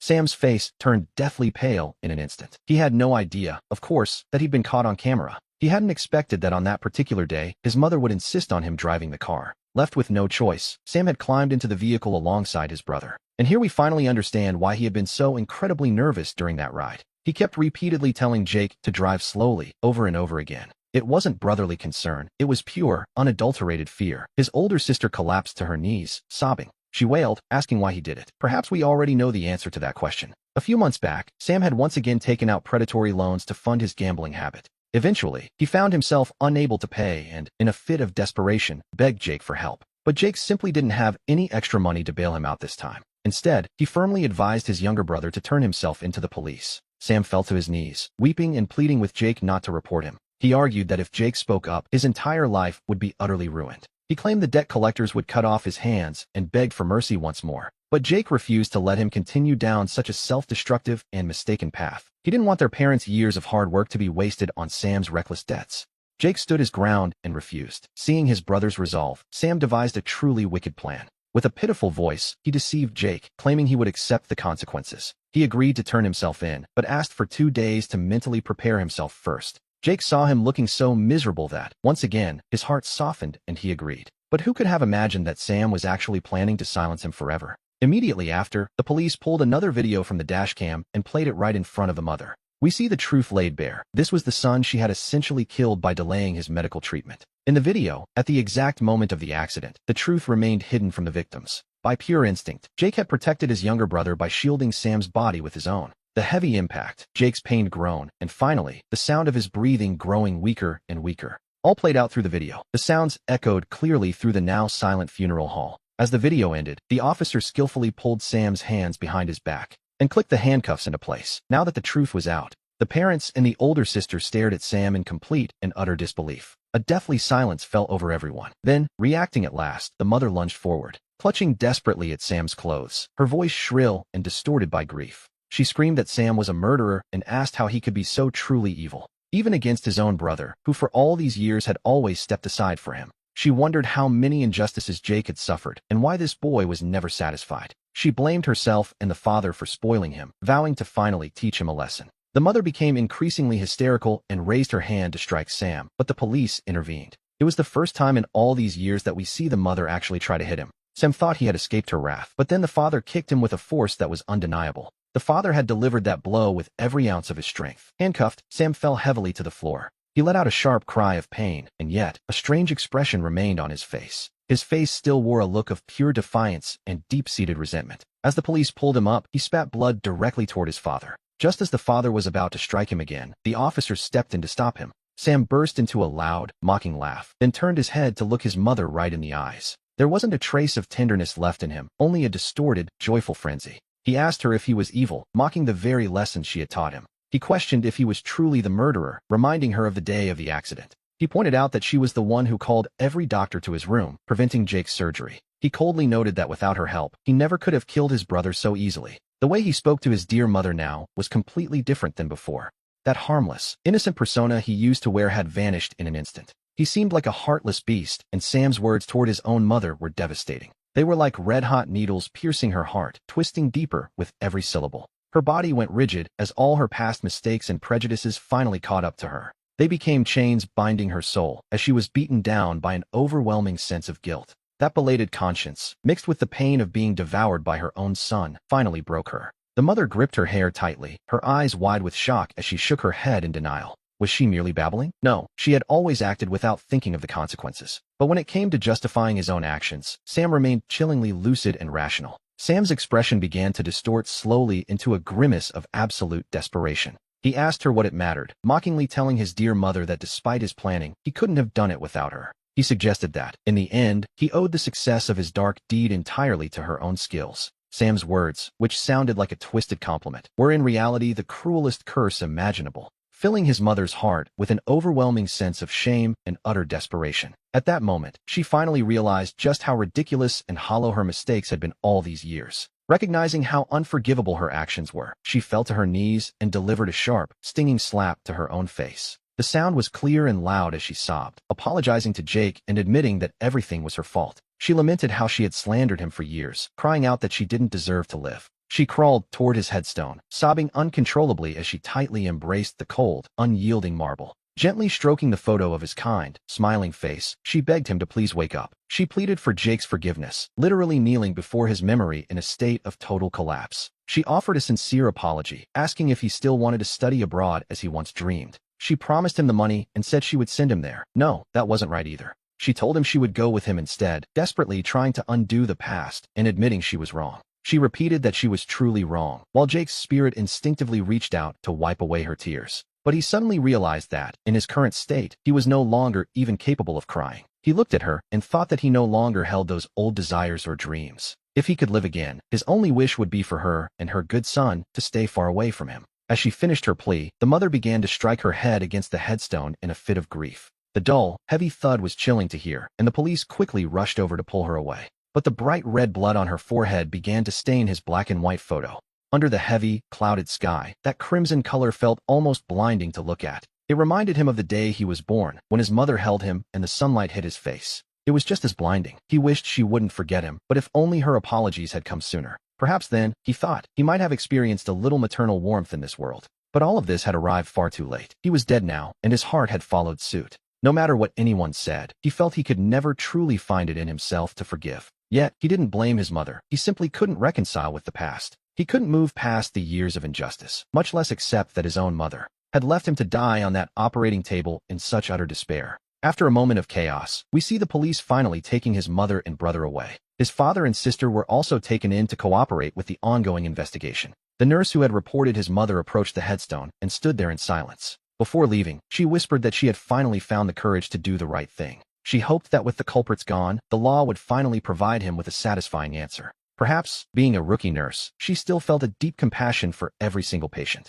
She likely believed that a patient's death was only due to a lack of effort, which is a heavy burden to carry. As Jake watched her, he saw a reflection of the person he had been at the start of his own career. He had been just as naive and kind-hearted. He slowly reached out to touch her shoulder and spoke in silence. He told her it wasn't her fault and to keep moving forward. It was a pity she couldn't hear him. He was nothing more than a soul now. She couldn't feel him, much less hear him. Once the crowd had finally dispersed, his girlfriend, Sarah, approached his headstone alone. Just as Jake was preparing to leave this place, he found himself stopping. He felt a flicker of curiosity, wondering what she intended to do here. But she simply stood there, completely motionless, for 10 long minutes. She did nothing and said nothing, merely staring intently at the image before her.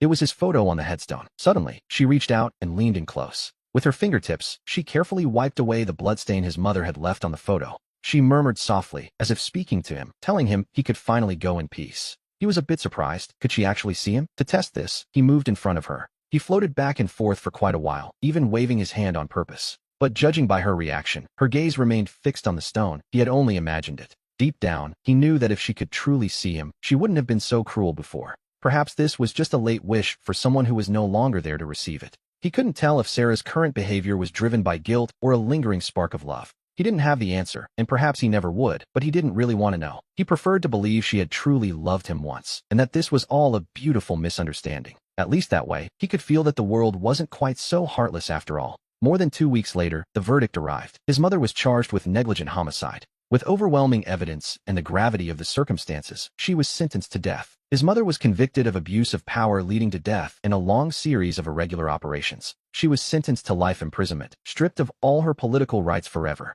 Perhaps because his great revenge had finally been achieved, Jake's soul became free, no longer bound. He could now float at will, away from his mother's side, to any place he desired. His first destination was the death row prison, where his sister, Sarah, was held as a capital inmate. We see her confined in a dark, solitary cell, a far cry from her former life. The girl who was once the spoiled darling of the entire family now lay there, mired in misery and utterly alone. During those days waiting for the final execution, Sarah lived dominated by an all-consuming fear of death. Most of the meals the guards brought her daily remained untouched. She simply couldn't eat. She would dump them on the floor, having lost so much weight that she was now unrecognizable, with sunken eyes. It was as if she had aged 20 years in a heartbeat, with no trace left of her former self. In the past, her parents had been so anxious to please her, to give her everything. They wanted to put every good thing in the world at her feet, but now, no one came. Her father could barely save himself, and the rest of the family avoided her like a plague. His mother hated her to the bone now. Jake floated into the cell, suspended in the silent air.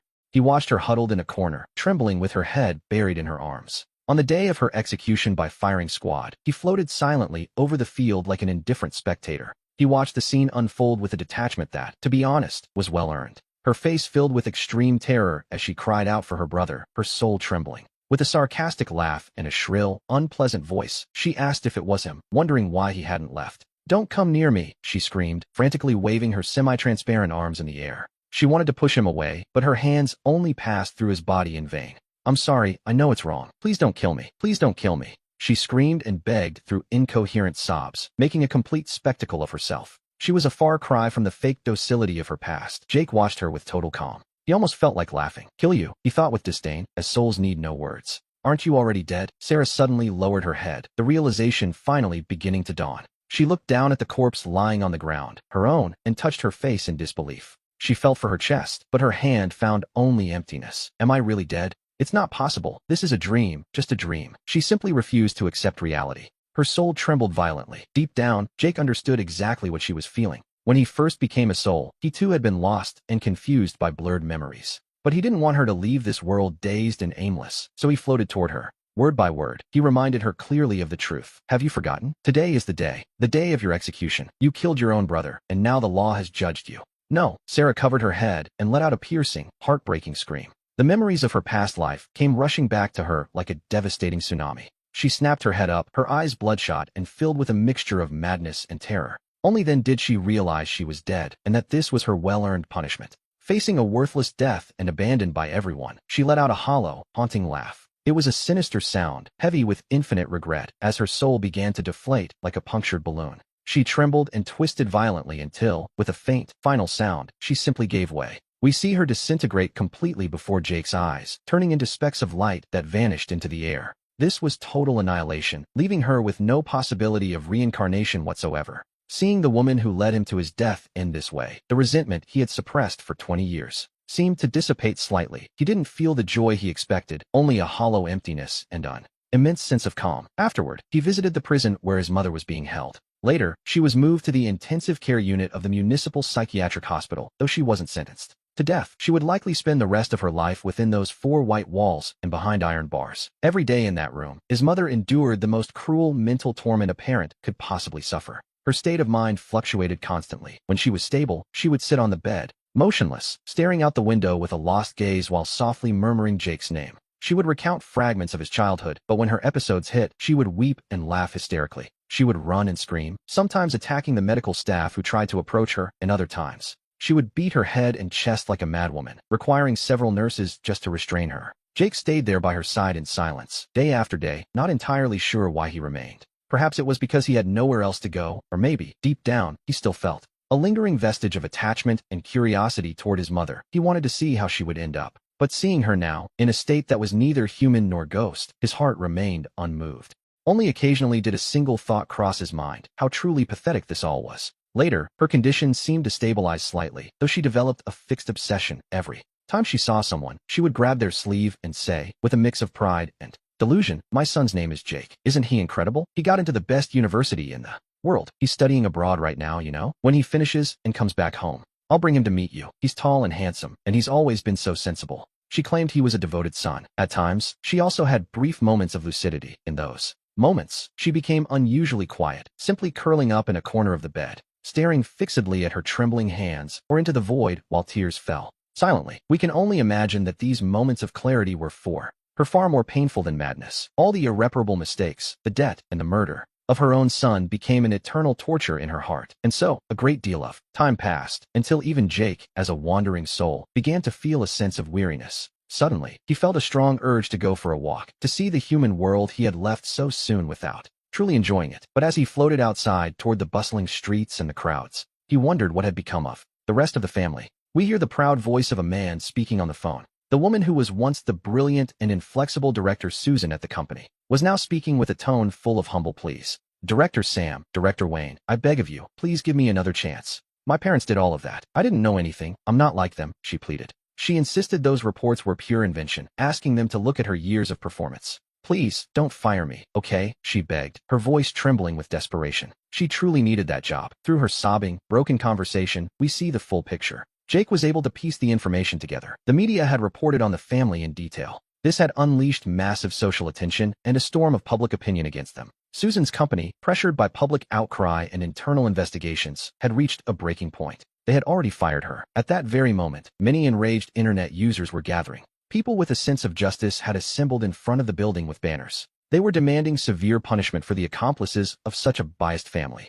As a high-level executive, her personal image was deeply and inextricably linked to the firm. The company had no choice but to sacrifice her to save itself. A cold business decision, really. And just like that, her reputation in the sector was completely ruined. Every resume she sent out vanished into a void. Not a single company responded. No one dared to hire someone who could trigger a massive public relations crisis. With no other way out, Susan kept making phone calls, one after another, in a loop. She begged former bosses and colleagues, only to receive cold rejections or be hung up on. Deep down, she knew that doing this was utterly pointless. It was a desperate exercise. But aside from this, she seemed to have no other path left to follow. After hanging up, she collapsed onto her messy bed, looking like a shadow of her former self. She lay there with empty eyes, staring fixedly at the ceiling. Her face showed a numbness that suggested she was on the very brink of collapse. Perhaps now, she didn't even know where to direct her resentment. To be honest, who could? Yet, in an even more pitiful state than Susan, was her father, Mike. Once a titan in the business world, he had been the inflexible president of a publicly traded company.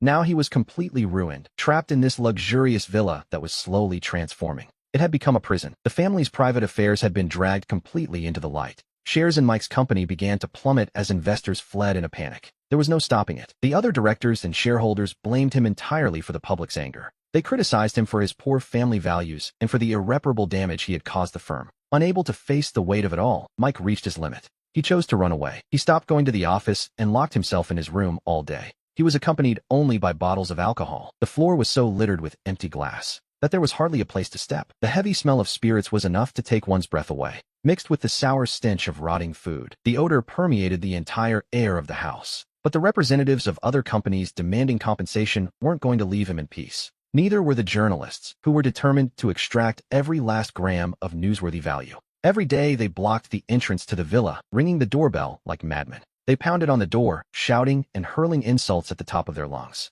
Mike, fed up and irritated, destroyed everything he could break, including his own mobile phone. But this only made matters worse. By cutting off all communication so unilaterally, he managed to infuriate even more people. Some internet vigilantes, seeking justice for the victim, even organized a protest and splashed bright, garish red paint all over his front door. They scrawled poisonous phrases in bold letters, calling him a murderous father and wishing him a bitter end. We have to wonder how a man as imposing as Mike could ever endure such low-class treatment. On several occasions, consumed by fury, he threw open the front door. With his eyes bloodshot like a madman, he screamed at the crowd to leave him alone. He even lost control and threatened to kill them, but that only earned him a brief moment of silence, followed by an even greater avalanche of insults and camera recordings. With no way out, Mike began to think about ending it all. But the entrance to his house was completely blocked by the mob. He didn't even have the chance to sneak up to the roof unnoticed. And so, day after day, he lived in an alcoholic lethargy, haunted by the constant harassment from outside. Trapped in absolute darkness, he reached a point of preferring death to life right after his latest binge. Dazed, he lifted his head, his vision blurred and clouded by the drink. Suddenly, his gaze met the spirit of his daughter, floating in the middle of the room. Mike jumped in shock. The bottle in his hand hit the floor with a dull thud. He rubbed his eyes vigorously. He fixed his stare in her direction and, with a dry, raspy voice, trembling with utter disbelief, he whispered, "Is that you, Sarah? Sarah, is it really you?" She watched him, certain he was simply so drunk he was hallucinating. Sarah stood paralyzed, not daring to move, while her father stumbled up from the edge of the bed. He was still unconsciously clutching another half-empty bottle in his hand as he took several hesitant steps. He stopped less than a meter away from her, swaying slightly where he stood. Squinting his clouded eyes, he looked at her with a profound sense of bewilderment. He observed her for a long time until, suddenly, he flashed a smile and let out a laugh. It was a sound more painful than crying, a shrill laugh as he realized it really was her. He asked his daughter if she had returned to claim his life, which was a dark thought indeed. Seeming to regain a flicker of sanity, he let himself fall back onto the messy edge of the bed. He tilted his head back for another swig of alcohol, then looked down at his hands and muttered. He whispered a plea for forgiveness, calling out to Sarah in the quiet room. Mike finally admitted his faults, reaching out toward her with those same hands. Hands that had so often struck her, hands stained with the memory of her blood and tears. He called her a foolish child, his tone shifting into something quite unexpected. He spoke with a strange, newfound affection, promising he would never scold her again. He declared that he was the one who should die, calling himself an incompetent father. Sarah realized he could truly see her, so she tried waving her hand in front of his eyes. Her father's gaze followed the movement of her hand, and then something changed. He gave her a smile that was bitter to the extreme, acknowledging her presence. He told her to stop moving her hand, confirming that he could indeed see her. And so, we see this fatherly affection finally arrive, more than 20 years too late. She didn't feel any warmth, but rather a heavy sense of discomfort and unease. She opened her mouth and silently called out that strange, heavy title, Father. At that silent plea, Mike's flushed face seemed to react to the illusory call. He showed a tenderness that was almost satisfied, whispering that he had heard her. He seemed relieved that she was still willing to recognize him as her father. Seeing her remain silent, Mike continued to mutter to himself for a long while. It was as if he had been holding everything inside for far too long. He had finally found someone, or perhaps a ghost, to whom he could unburden his soul. He looked at her and asked quite simply if she hated him. Sarah remained silent for a moment before nodding with absolute firmness. She had hated him, of course, especially the memory of the belt falling across her skin. The insults that cut to the bone and the days filled with humiliation were hard to forget. How could she not hate him? Mike took another swig of the stinging alcohol. He wondered aloud if now, after everything, only disappointment remained. She thought about it seriously, considering the punishment in her wandering soul. The hatred had faded, but the icy feeling of being abandoned by her own family remained. That total despair regarding the role of a father had left a permanent mark. She nodded again, very firmly, acknowledging that the bond was truly broken. This time she wasn't afraid, perhaps because she knew he couldn't hurt a spirit. Or perhaps, having already faced death, she had simply become fearless. Mike watched her nod, and his face twisted into an expression far more painful than mere weeping. He lit a cigarette, and as the smoke began to drift around them, he nodded in return. He admitted that her disappointment was only right. If she had said otherwise, he wouldn't have believed her. It didn't matter now, he confessed, exhaling a thick cloud of smoke into the air. His gaze drifted away, lost in the infinite darkness stretching out beyond the window. He promised her that in the next life, he would finally be a good father to her. He vowed to return all the affection he had owed her during this bitter lifetime. Sarah simply shook her head, her lips silently forming the words, "There is no need." As he repeated his vow of future love, she silently insisted she wanted a different father altogether next time. We see Mike's hand, the one holding the cigarette, begin to tremble slightly. He moved abruptly, and hot ash fell onto his trousers without him even noticing the sting. He stared at her intently for a few seconds before exhaling another long plume of smoke. As if he had been completely deflated, his entire body slumped forward and he nodded heavily. He understood. They had been father and daughter, yet remained total strangers throughout their lives. In this strange reunion after death, they shared a harmonious silence for the first and last time. They remained side by side in that quiet room, though already separated by the veil of death. That night, Mike sat alone and drank every drop of alcohol he could find in the room. The following day, when the impatient debt collectors finally picked the lock and burst inside, they found him collapsed beside the bed, his body already cold to the touch. The autopsy later confirmed it, sudden death from a heart attack brought on by excessive alcoholism. Left without any financial support and having lost every loved one she had, the elder sister, Gwen, finally reached her breaking point. She collapsed completely, refusing to leave the house or answer the phone, retreating into a world of her own. Every day, we see her wandering through the empty, silent villa like a ghost haunting its own halls. She spent her hours rummaging through drawers and closets, as if she were desperately searching for something of value. Or perhaps, to be perfectly honest, she was simply moving without any purpose at all. The crowds that had once gathered at the entrance began to thin out as the family members passed away one by one. But the true creditors remained, persisting like hunting dogs that had caught the scent of blood and refused to leave. They were terrified they would never see the compensation they expected from a son paying off his father's debts. Not long after, on a deep and silent night, the elder sister, Gwen, made a final, desperate choice. She swallowed an entire bottle of expired sleeping pills she had found hidden away in some forgotten corner. She departed this world in total silence, without leaving a single word behind for anyone. It wasn't until several days later that those waiting outside noticed a sickening odor drifting through the cracks of the door. When the police finally forced their way inside, they found that her body had already begun to decay. It is said that those at the scene noticed something peculiar about her final moments. Her gaze was fixed toward the door, with one hand slightly outstretched as if she were trying to reach for something. Or perhaps she was waiting in vain for a redemption that was never destined to arrive. We see Alex standing there, perfectly still beside her cold, abandoned bed. He watched her for a long time, remembering how she had rarely raised a hand against him of her own accord. And yet, every time her younger brother set a trap for him, things took a darker turn. Whenever his mother scolded him, she would always be there, watching from the sidelines with a cold, detached gaze. Her eyes were often full of contempt, making her an accomplice who would seal his guilt with a few sharp words. Seeing her meet such a lonely and desperate end, Alex felt something shift deep inside him. The final, ridiculous bond that tied him to his family seemed to dissipate completely in that moment, vanishing along with the stench of death that had permeated the entire villa. Just before his own consciousness was about to fade from this world forever, he had one task left. He made one last visit to the psychiatric hospital to see the woman who had started it all. His mother was still there, sitting motionless in her heavily protected room. Dressed in a blue and white striped uniform, she sat with her back to the door, staring at a small rectangle of sky divided by cold iron bars. As he prepared to leave in silence, she suddenly turned, as if she had sensed his presence. She slowly moved her head, her gaze cutting through the cold air with astonishing precision. Her eyes, which had been empty and lost, landed directly on him and began to change. They lit up little by little, as if a spark were being born from among dead ashes. With a trembling motion, she reached out toward him with her bony, wrinkled hands. A pure, childlike, yet heartbreaking smile appeared on her face as she asked if he had finally come home. She asked if he was there to see her, then fumbled awkwardly through the pockets of her uniform. After a moment, she pulled out 2 fruit candies, already somewhat melted and deformed. She held them carefully in the palm of her hand, offering them to him with a steady gaze. She told him she remembered how much he loved sweets, and we see her holding them out like a treasure. She whispered that she had saved them just for him, promising not to give them to anyone else. She promised they were only for her little boy. To be honest, he really had loved sweets when he was small. But back then, his mother always gave them to his brother, never to him, the spoiled favorite of the family. Whenever their mother wasn't looking, his brother would pop the candy into his mouth and click his tongue ostentatiously. Because of that, as Alex grew up, he never again chose to eat a single piece of candy. And eventually, he even grew to detest anything with a sweet flavor. He took a step back and shook his head. His mother's smile froze for a moment, before turning into a look of nervous, frantic confusion. She rubbed her hands together and tucked the candies back into her pocket, like a child who had done something wrong.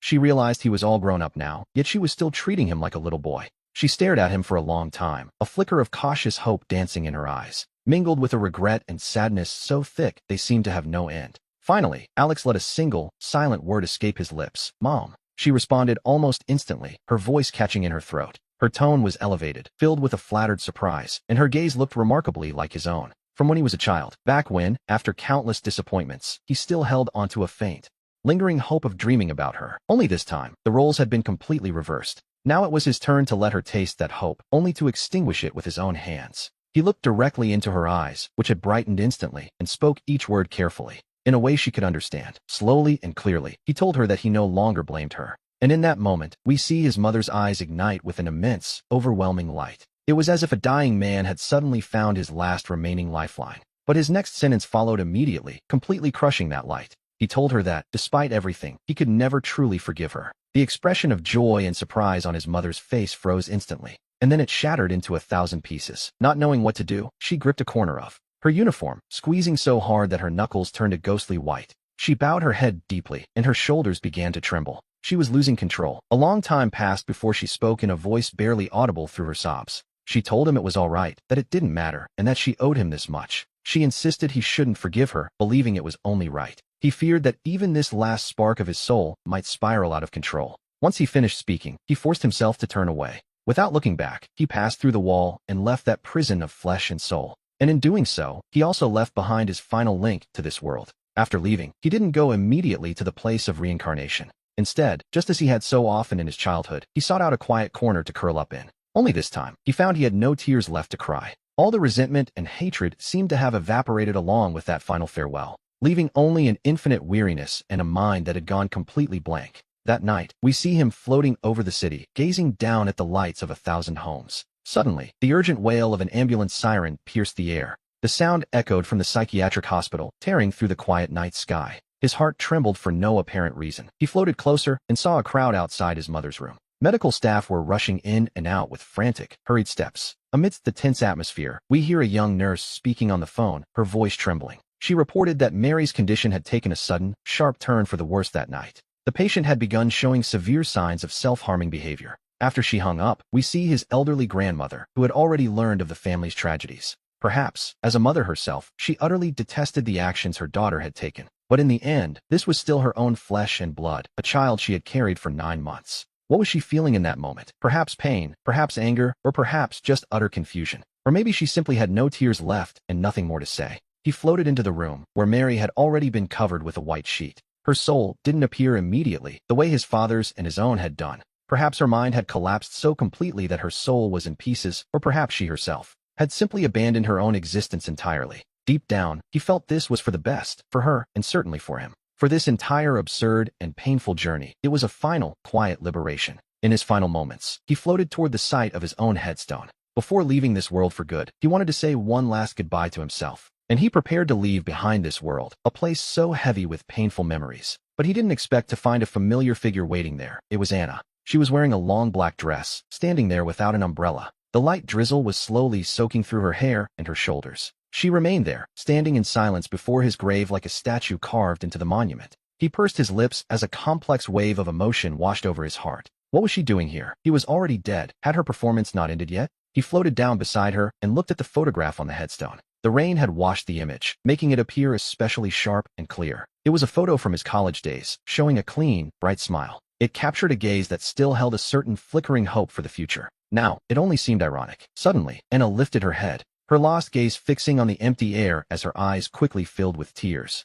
She forced a smile that looked more painful than any sob and spoke softly to the wind. She whispered, "Ian, is that you? Can you see this?" She told him she had helped him, that she had taken her revenge. He shuddered violently. Her gaze seemed to pierce right through the clouds, meeting the eyes of his soul. After his death, she had pretended to visit his brother, frequently entering and leaving the house. She continued, her voice breaking, yet filled with a sense of determined relief. She had finally obtained the surveillance video of his brother tampering with the car. She had handed the evidence over to the police. In that moment, as he connected all the details he had previously ignored, it was as if a bolt of lightning had struck him. He understood everything instantly. After his death, she had gone immediately to the scene of the tragedy. She had stood there, amidst the messy wreckage of the accident. Although she appeared calm and fragile, she was actually quite passionate about her hobbies. Specifically, she was an expert in mechanics and car modifications. With a single glance, she noticed that the fracture in the brake system of his wrecked car was unusual. It didn't look like it was caused by the impact, but rather like deliberate damage that had been sabotaged.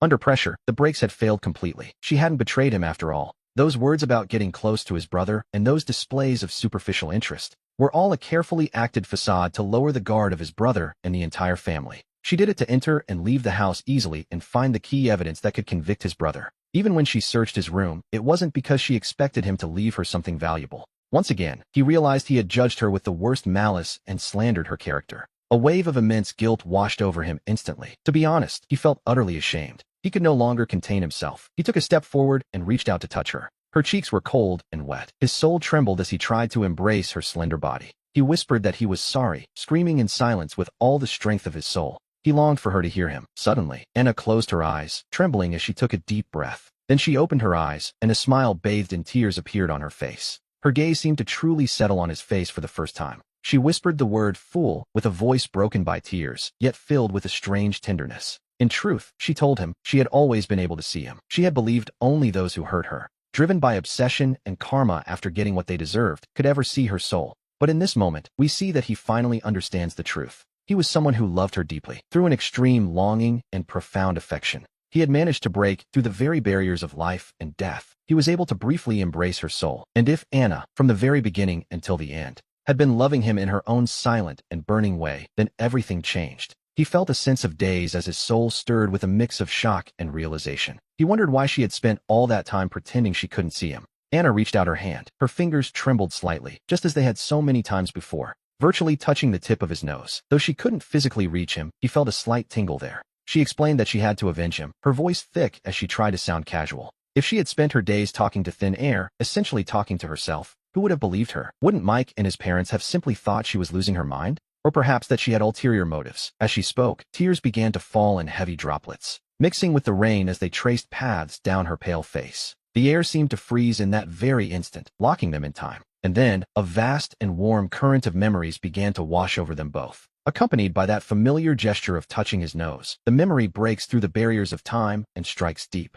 The memory takes us back to a summer 2 years ago, on an afternoon just after they had confirmed their relationship. It was a quiet evening, right after they had decided to face the world together. That was the first time he gathered the courage to open up about his painful past and his suffocatingly unfortunate family. To be honest, the weight of his history was enough to make anyone feel breathless. He spoke of his distant mother, his violent father, and a younger brother who was always the favorite. After listening, she remained silent for a long time, while the setting sun stretched their shadows across the ground. He began to fear she had finally seen him for the burden he truly was, which was a heartbreaking thought. He imagined she was simply weighing how to walk away from him with her dignity intact. Just as his heart was sinking and he prepared to tell her to forget everything, she suddenly reached out. With her fingers, she gently touched the tip of his nose, breaking the heavy silence between them. She asked him what he was thinking and called him a fool, her eyes shining with a soft light. They reflected the warm glow of the sunset and his own trembling figure. She told him that he had her now, and that from that moment on, everything would be different. He would no longer be alone, for Anna promised she would always be unconditionally by his side. At the time, he thought these were merely the sweet words of a passionate lover.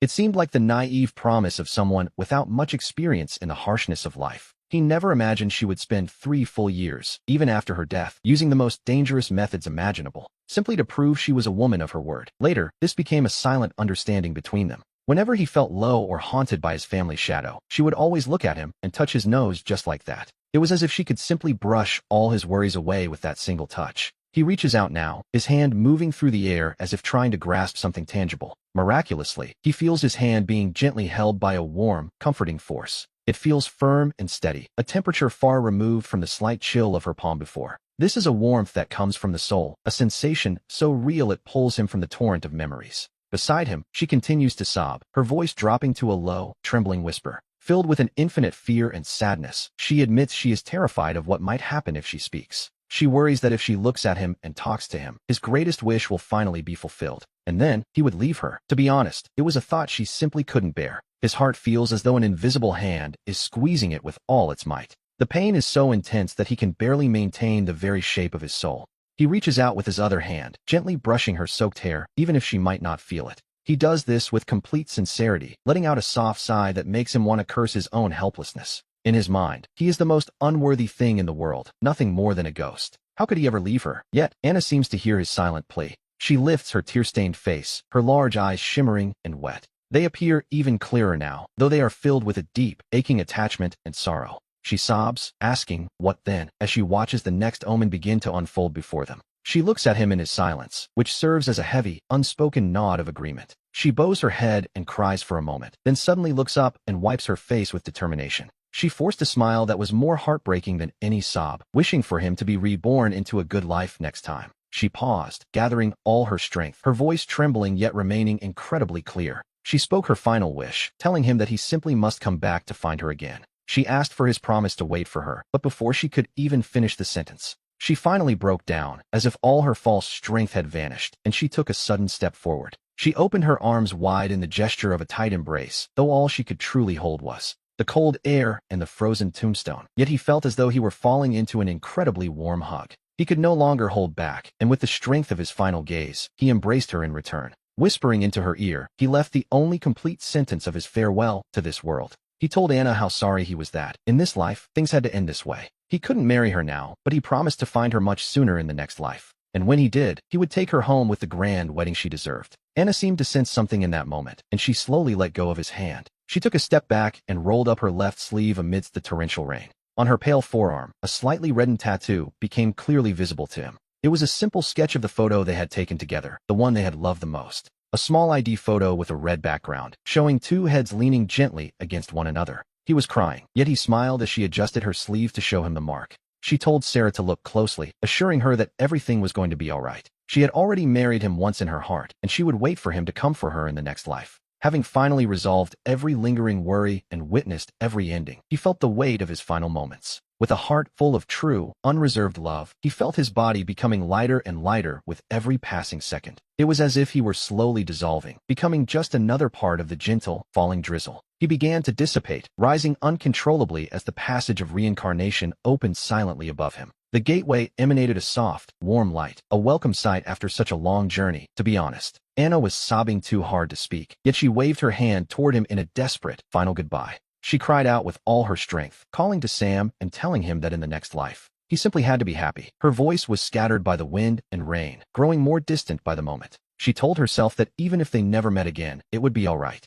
His happiness was all she wanted, and his soul, just before merging completely into that radiant light, turned back to take one last look through the rain at that solitary, yet upright figure. He looked upon this world, a place that had carried both his deepest pain and his fleeting warmth. Then, he turned his gaze back toward the warm light and allowed a calm, relieved smile to cross his face. It was his way of declaring to the living, and to himself, that the end of a life is perhaps not a true ending at all, but the beginning of another journey, filled with hope.